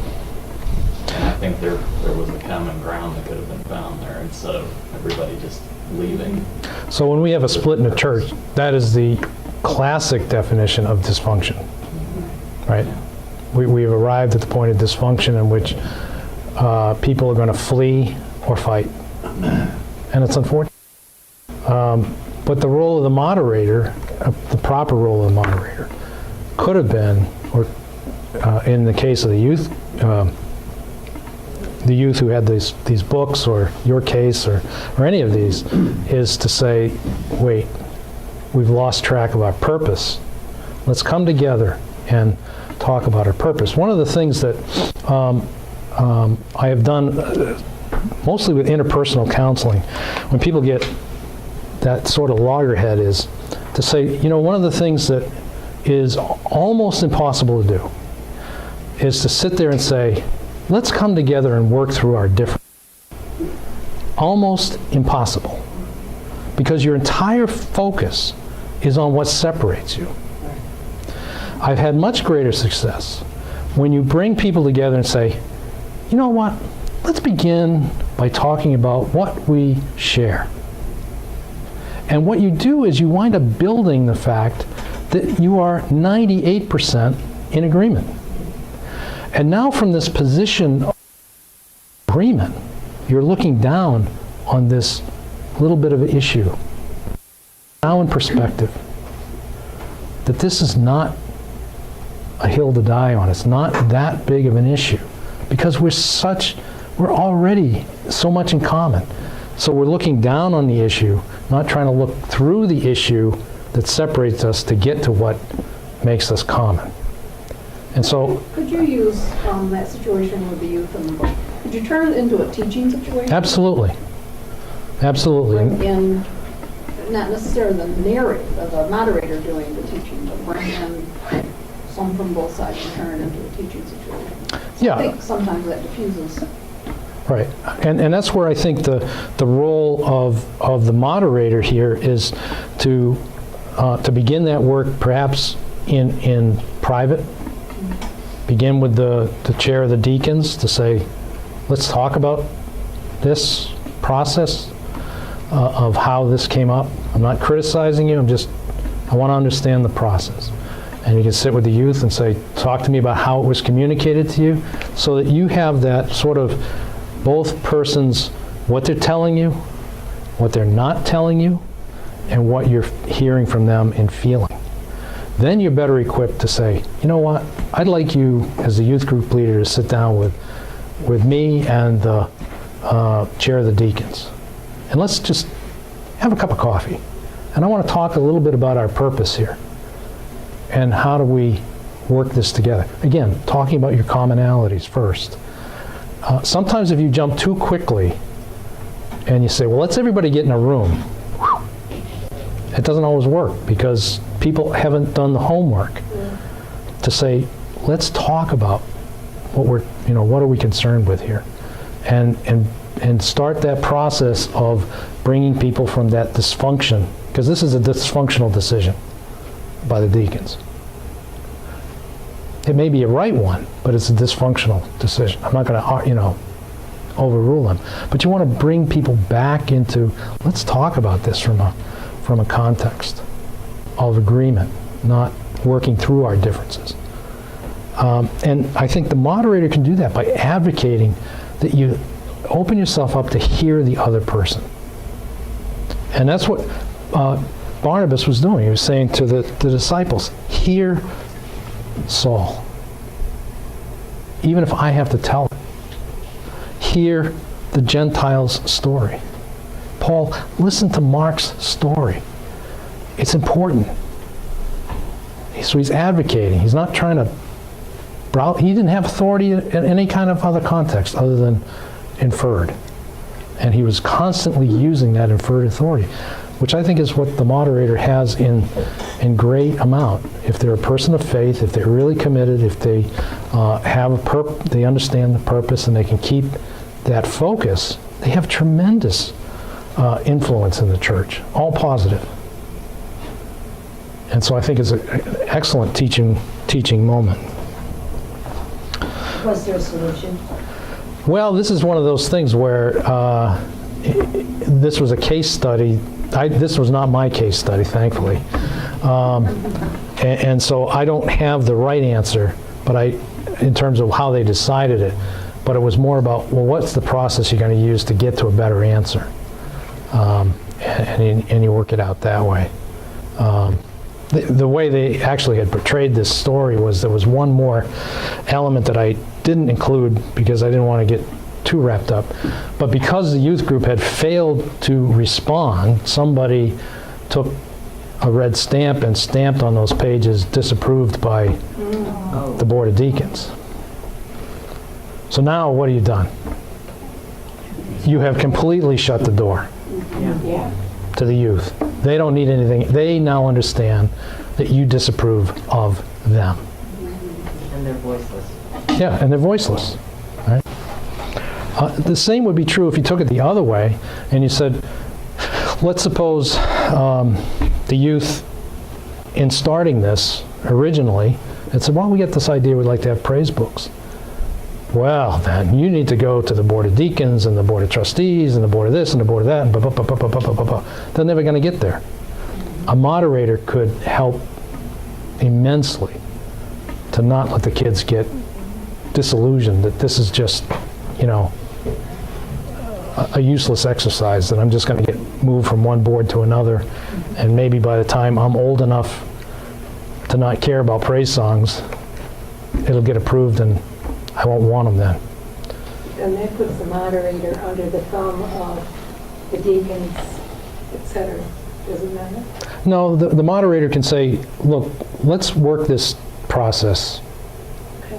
And they can work behind the scenes to say, talk to me about this. This is the first time the kids have been introduced to church boards. Let's make it a positive experience. How are we going to show why the deacons, what are the deacons? You need to help them understand that so that they respect the process. And if it's money and they got to go to the trustees, same thing over and over and over again. So that you're sort of building the roadmap for the kids to follow, but you kind of getting people to think about the purpose of church again, that it's not just some arbitrary administrative function that they're doing. And so I think you're not under them, you're actually trying to encourage them to have that positive stress that we talked about, where they can have that same shared vision that the kids have, and how does that work together? So I think there's great value in what the moderator can do uniquely, because they can cross every single board there is, every committee, in one form or another they are part of. Okay, so person of advocacy. Got to listen for the people in the fringes, if you will. Anybody else have comment on being an advocate? So that was part of what Paul said about how do you deal with folks that need to be heard. And then the last part, I think, is how do you create that positive stress? And that's sort of the vision. Look at what things could be like. And that requires a combination of imagination and wisdom. So you have to be able to, as a moderator, you want to be able to see how things are You need to be able to take stock, if you will. We talked about that in that simple example of the CABA assessment. We took stock. We did an assessment. We said, where are we? We read old reports. We did things like that, to get that sense. And we didn't say, well, how did people see them as they used to be, right? We've all had those conversations. Well, it used to be this way. And what oftentimes people are saying is, and that's the way it needs to be today, right? Yeah. For me to feel comfortable. What are the way it is today? We did that work with First Baptist. Every single week we met with this vision team and we went through every single element of the church. What was it? What is it? What was it? What is it? What was it? What is it? And we just went through every single element. And then it was, well, what do you want? What do you think it's to be now? And it really wasn't a return to the past because people had a chance to give voice to what it was that had happened, where they are, and then there was a sort of an openness to consider other things. So we want to see, well, how can things be? That's that vision part. That's that beginning part of that curve that we talked about where it's that you stress, where we're saying, hey, I'm thinking this could be. I'm not on the other side of the curve where I'm lamenting and distressing things used to be different. No, what could they be? So you're creating that positive energy. Don't you think you can draw from experience, not stay there, but draw from the history and experience to build what you want? Absolutely. Those would be the strengths. Right. Well, you have Right. strengths to build with, not Yep. necessarily to be stuck where you were. Correct. And it can be in a different context. Right. Because you can't discount that. I mean, especially in smaller churches or whatever. That's Not if you want to retain your core. Exactly. right, because that's where a lot of the strength is, Yep. And so that requires a combination of imagination and a bit of wisdom. So let's, consistent with what we've done, let's take our biblical teaching, jump back to our good friend Barnabas that we're getting to know a little bit better. And we're going to go to Acts chapter 11. This is some of them went to Antioch. This is some of those that were dispersed from Jerusalem. And they began to speak to the Greeks, or Gentiles, also telling them of the good news about the Lord Jesus. And the Lord's hand was with them, and a great number of people believed and turned to the Lord. News of this reached the church in Jerusalem, and they sent Barnabas. You see the role he's starting to play, to Antioch. And when he arrived, Barnabas arrived, and saw what the grace of God had done, he was glad. And he encouraged them all to remain true to the Lord with all their hearts, to be people of faith, committed. And so Barnabas was a trusted member of the early church, and he was judged to be able to make good and wise judgments about what could be. And so they said, Barnabas, you go check this out. And he saw and he imagined what the impact of this good news of the coming to the Gentiles. And he recognized visionally Antioch was an important opportunity. Couldn't be missed. This was tremendous work. He had, again, because this is sort of a wow moment for him. He has the purpose in mind. He has an understanding that there's something here that could be. And so he's checking it out. Now, what comes with that is, okay, this is a wow moment, but I got to use some wisdom here. So he's got a vision.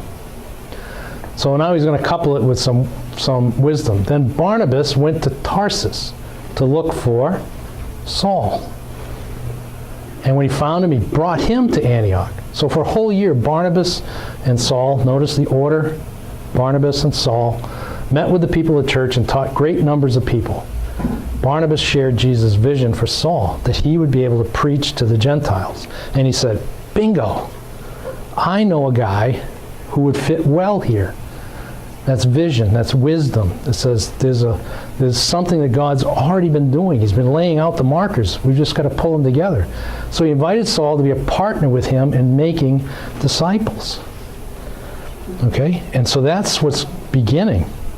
And Barnabas gladly allowed Saul, then Paul, to take the lead in missionary journeys to the Gentiles that came later. He wasn't so stuck on the idea of this vision that it was his and his alone. He saw the need for Saul. And if you go do your study of Acts, you're going to find that it's Barnabas and Saul, Barnabas and Saul, Barnabas and Saul, until 13, and it switches. So Barnabas was the key person until Paul stepped up and became the key person. And then after Acts chapter 15, we never hear about Barnabas again. We only hear about Paul. But he was okay with this. Barnabas was okay with this switch being flipped. But he was the leader of Saul. So he had, they did missionary together with Barnabas in the lead. And then when it became clear that Paul needed to rise up, Barnabas was okay with that. The only difference is, the only break in this sequence is in chapter 15 when they returned to Jerusalem for the Jerusalem Council. It switches. Barnabas stood up and they became silent. It was Barnabas and Saul. Otherwise, that sequence stays that way. And so we might be tempted a bit to say, if not for Barnabas, would there be a Paul? He had the vision. He had the wisdom to go and gather Paul into this ministry, and he was willing to relinquish the lead when time was appropriate. That to me is a mark of a remarkable leader. Most leaders don't do this. They hang in there forever because this is my ministry. And so, but clearly our example here of Barnabas was different. So let's go back to our application of how do we take that in. So we want to give that voice to others to be heard. We want to have uncomfortable conversations be productive.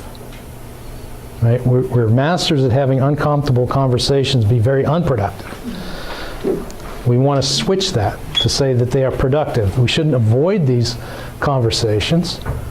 We shouldn't antagonize people into them, but when they are there, we ought to try and make it productive, which is back to that teaching moment about how do you work with the youth and the deacons. That was an uncomfortable conversation. It would be. But how do you turn it into something productive? Well, you have to, again, be a person of faith, person of purpose. You want to have a vision and then have that conversation. You want to look at the people in the margins. There's a lot of people who will not speak up because, again, they're back to, well, what if I'm not right?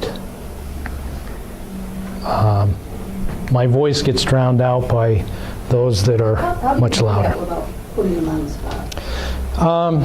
I think you can do it in a couple of ways without, as you say, without kind of outing them, if you will, is you can say, look, I've had some conversations with people, and who isn't particularly important right now. Let's talk about the topic of praise song books. You know, that maybe we want to start introducing them. So let's start having that conversation and see how it goes. And you sort of take the advocacy role. Barnabas did that for Saul, right? He didn't say, hey, Saul, you got a great story. Pushed him in the room. No, he said, why don't you come with me? And if the person's comfortable with you going with them, then you can do that. This person has a good idea, and here's what I understand from their story. So you're sort of you're putting your reputation online as the moderator to say, you know, this is an important conversation we need to have.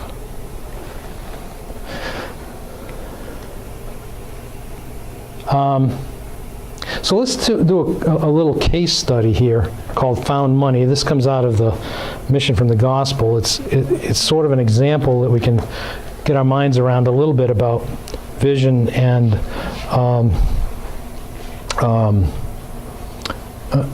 vision and advocacy and wisdom all coupled.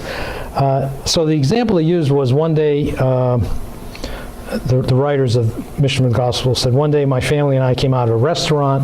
We happened to look down, and there was a $20 bill laying on the ground. And so what's most people going to do?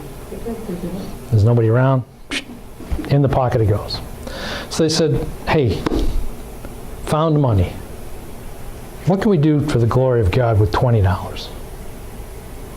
And so they sat down and they did some visioning. $20 is not a lot of money. But they said, well, let's go do some inquiry. And they found, I think in this case, that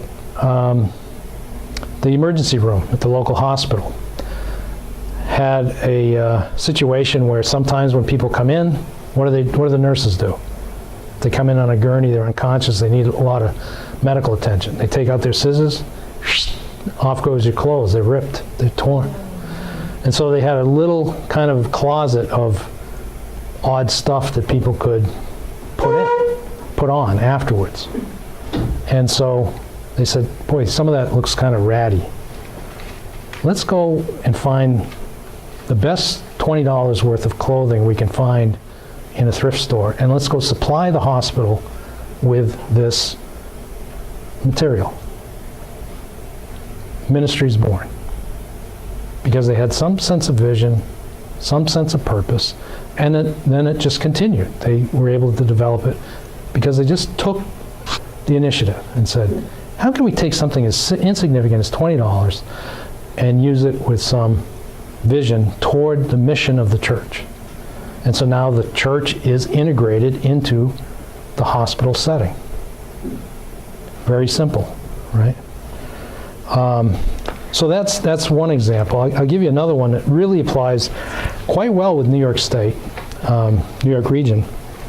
And it's a grant called the Louise Bouchard Pierce Memorial Grant. Okay, and this is to support. I'm not making the words up. I'm going to just tell you what it says. The donor stipulated the use of funds must be towards the support of weak Baptist churches in the state of New York. Anybody meet that definition? Okay. Okay, good. What's weak? Weak or at risk is congregations whose resources or energies are consumed by organizational maintenance, meaning it's an internally focused activity, and who are minimally engaged in missional activity with an external focus. And so the grants are there to try and help those churches begin that process of transition from internal focus to external focus. Okay? And the funds generally aren't supposed to be used for buildings and heat and lights and things like that. It's for a missional start, something you aren't doing but you feel called to do, but maybe you don't have the funds to do it. So it's a found money example, if you will. So I go back to First Baptist Saratoga Springs. Clearly had become an internally focused church. They were going through some struggles. But after we'd gone through that visioning, there was a feeling that said, we really need to be reaching out. That's part of our DNA. We need to go do that. And so we met with people in the community. That's called gathering wisdom. In my old job, that was intelligence collection, right? And it was, what do you need? There's a great story of one of the groups that we came to work with called Wellspring, which does outreach to women who have been in domestic violence situations. And they talk about the story where the woman comes in and says, and they say, oh, come on in, we've got this great, food pantry and clothing and this and that. And she says, well, but I need I need some money for the laundromat, for the washing machine. And they said, yeah, okay, but we've got this great food pantry and clothing.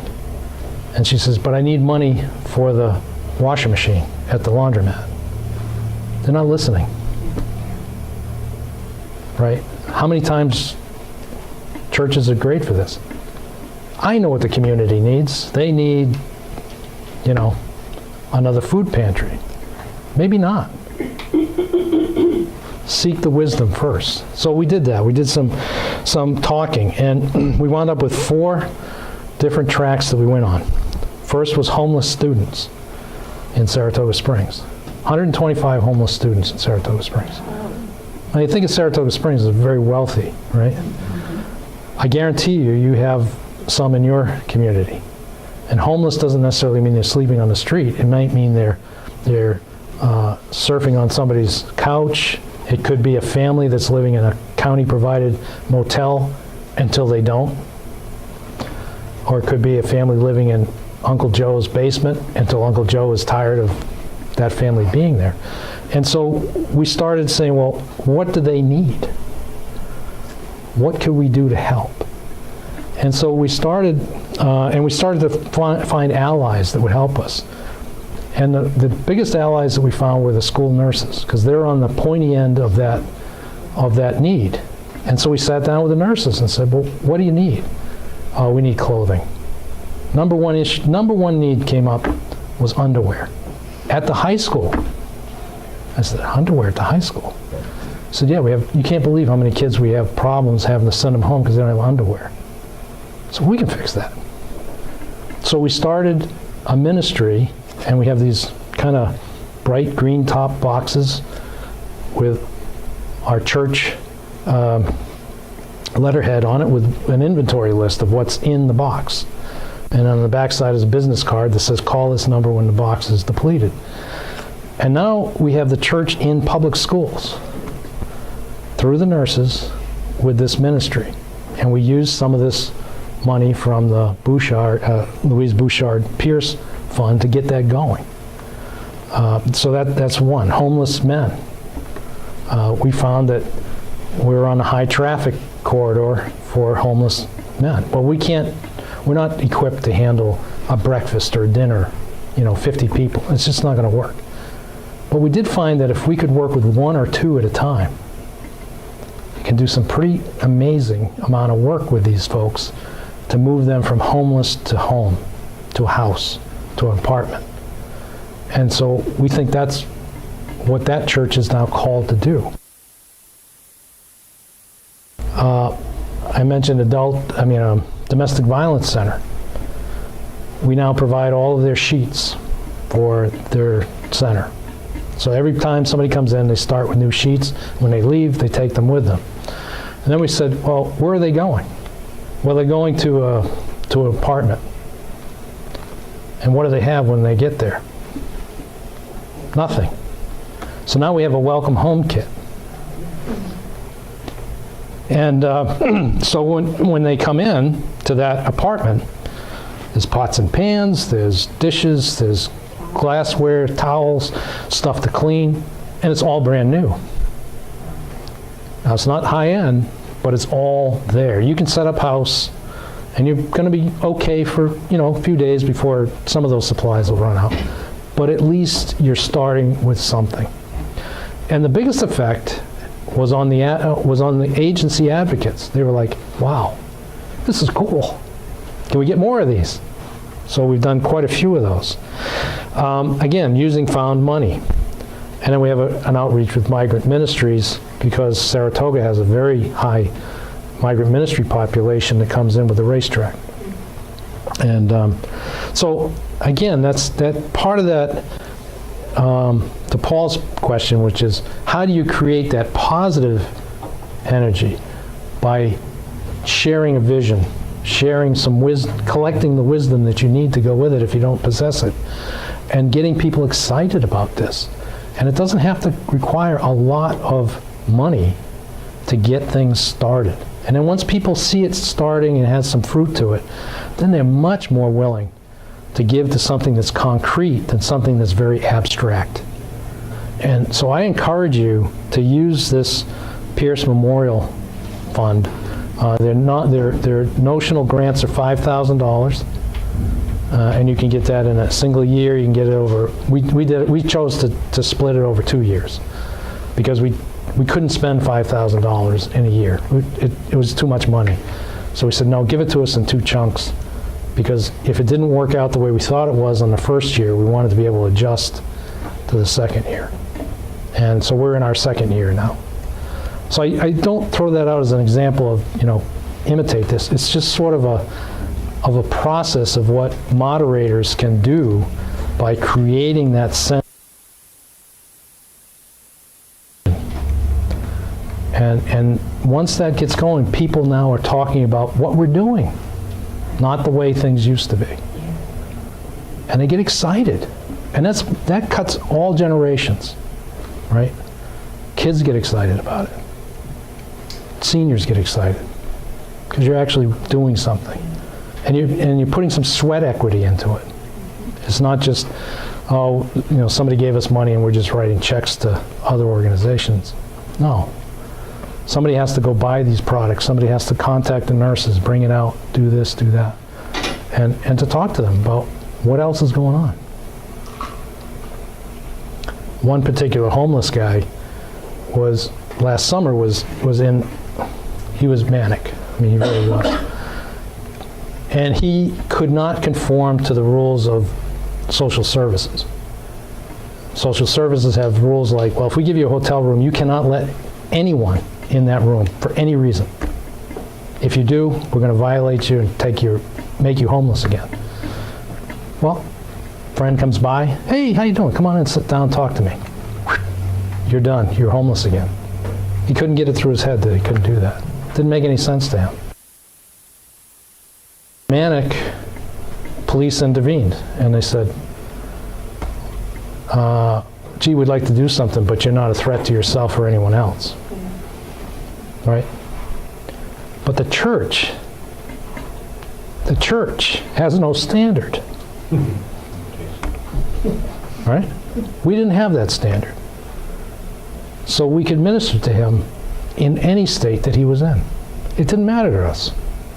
He's now, we got him through some court issues that he had, paid his penalties so that he was free, and he's now homed and in line to get an apartment for people who have mental and emotional stability. And we go to his psychiatrist meetings, we go to his meetings with these folks that he's waiting on, and he's become part of the congregation. That was a little bit anxiety producing to have a manic homeless person in your midst. People were like, Pastor, where's this going?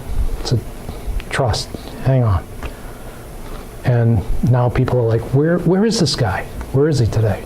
How's he doing? But you gotta have that vision and that stability, that emotional stability to say, we're gonna get through this, we'll be all right. Thoughts about vision and mission and such of that as you as a moderator.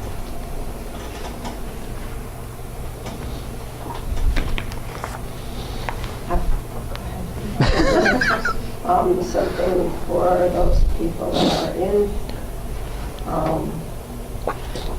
urban churches.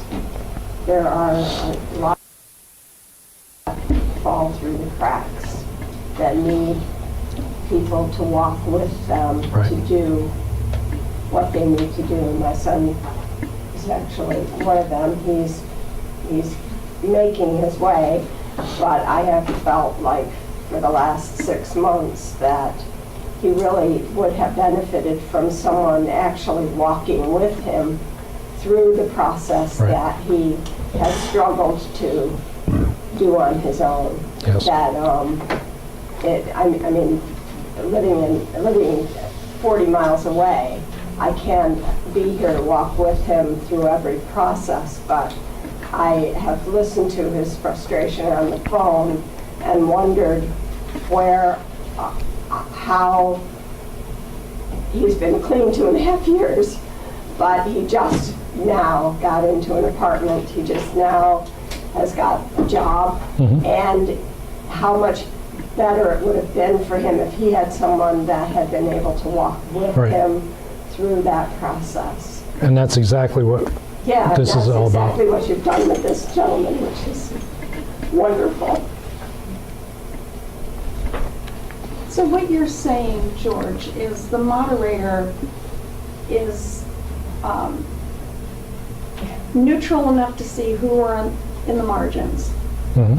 and also able to see opportunities. Right, But it's not all the moderator that needs to put all the pieces together, Correct, right? It's right. the it's always working toward the unity of the family, right, the congregation. exactly.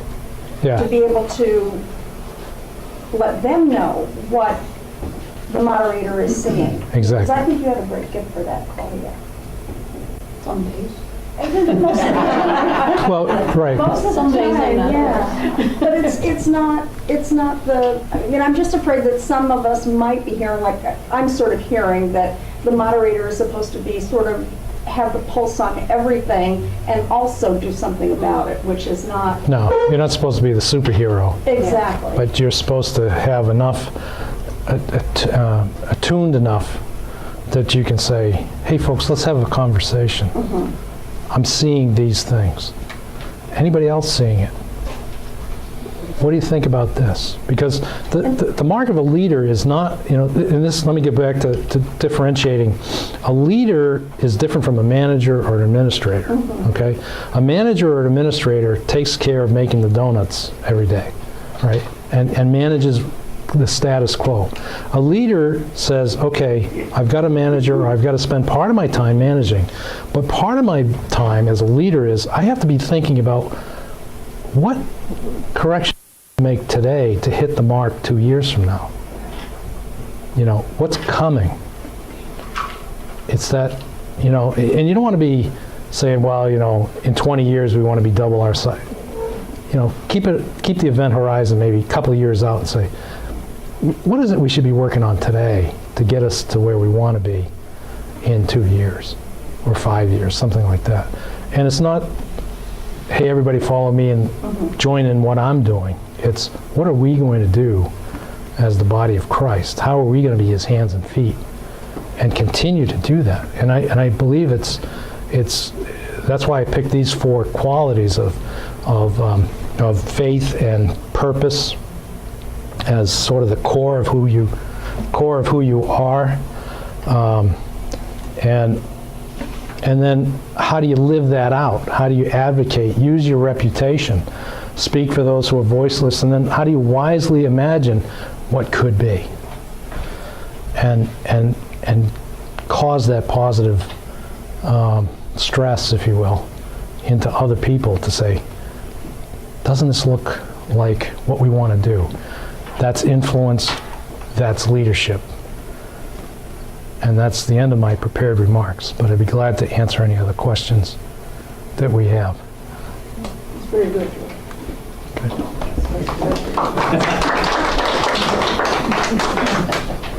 All right, well, thank you very much. I appreciate your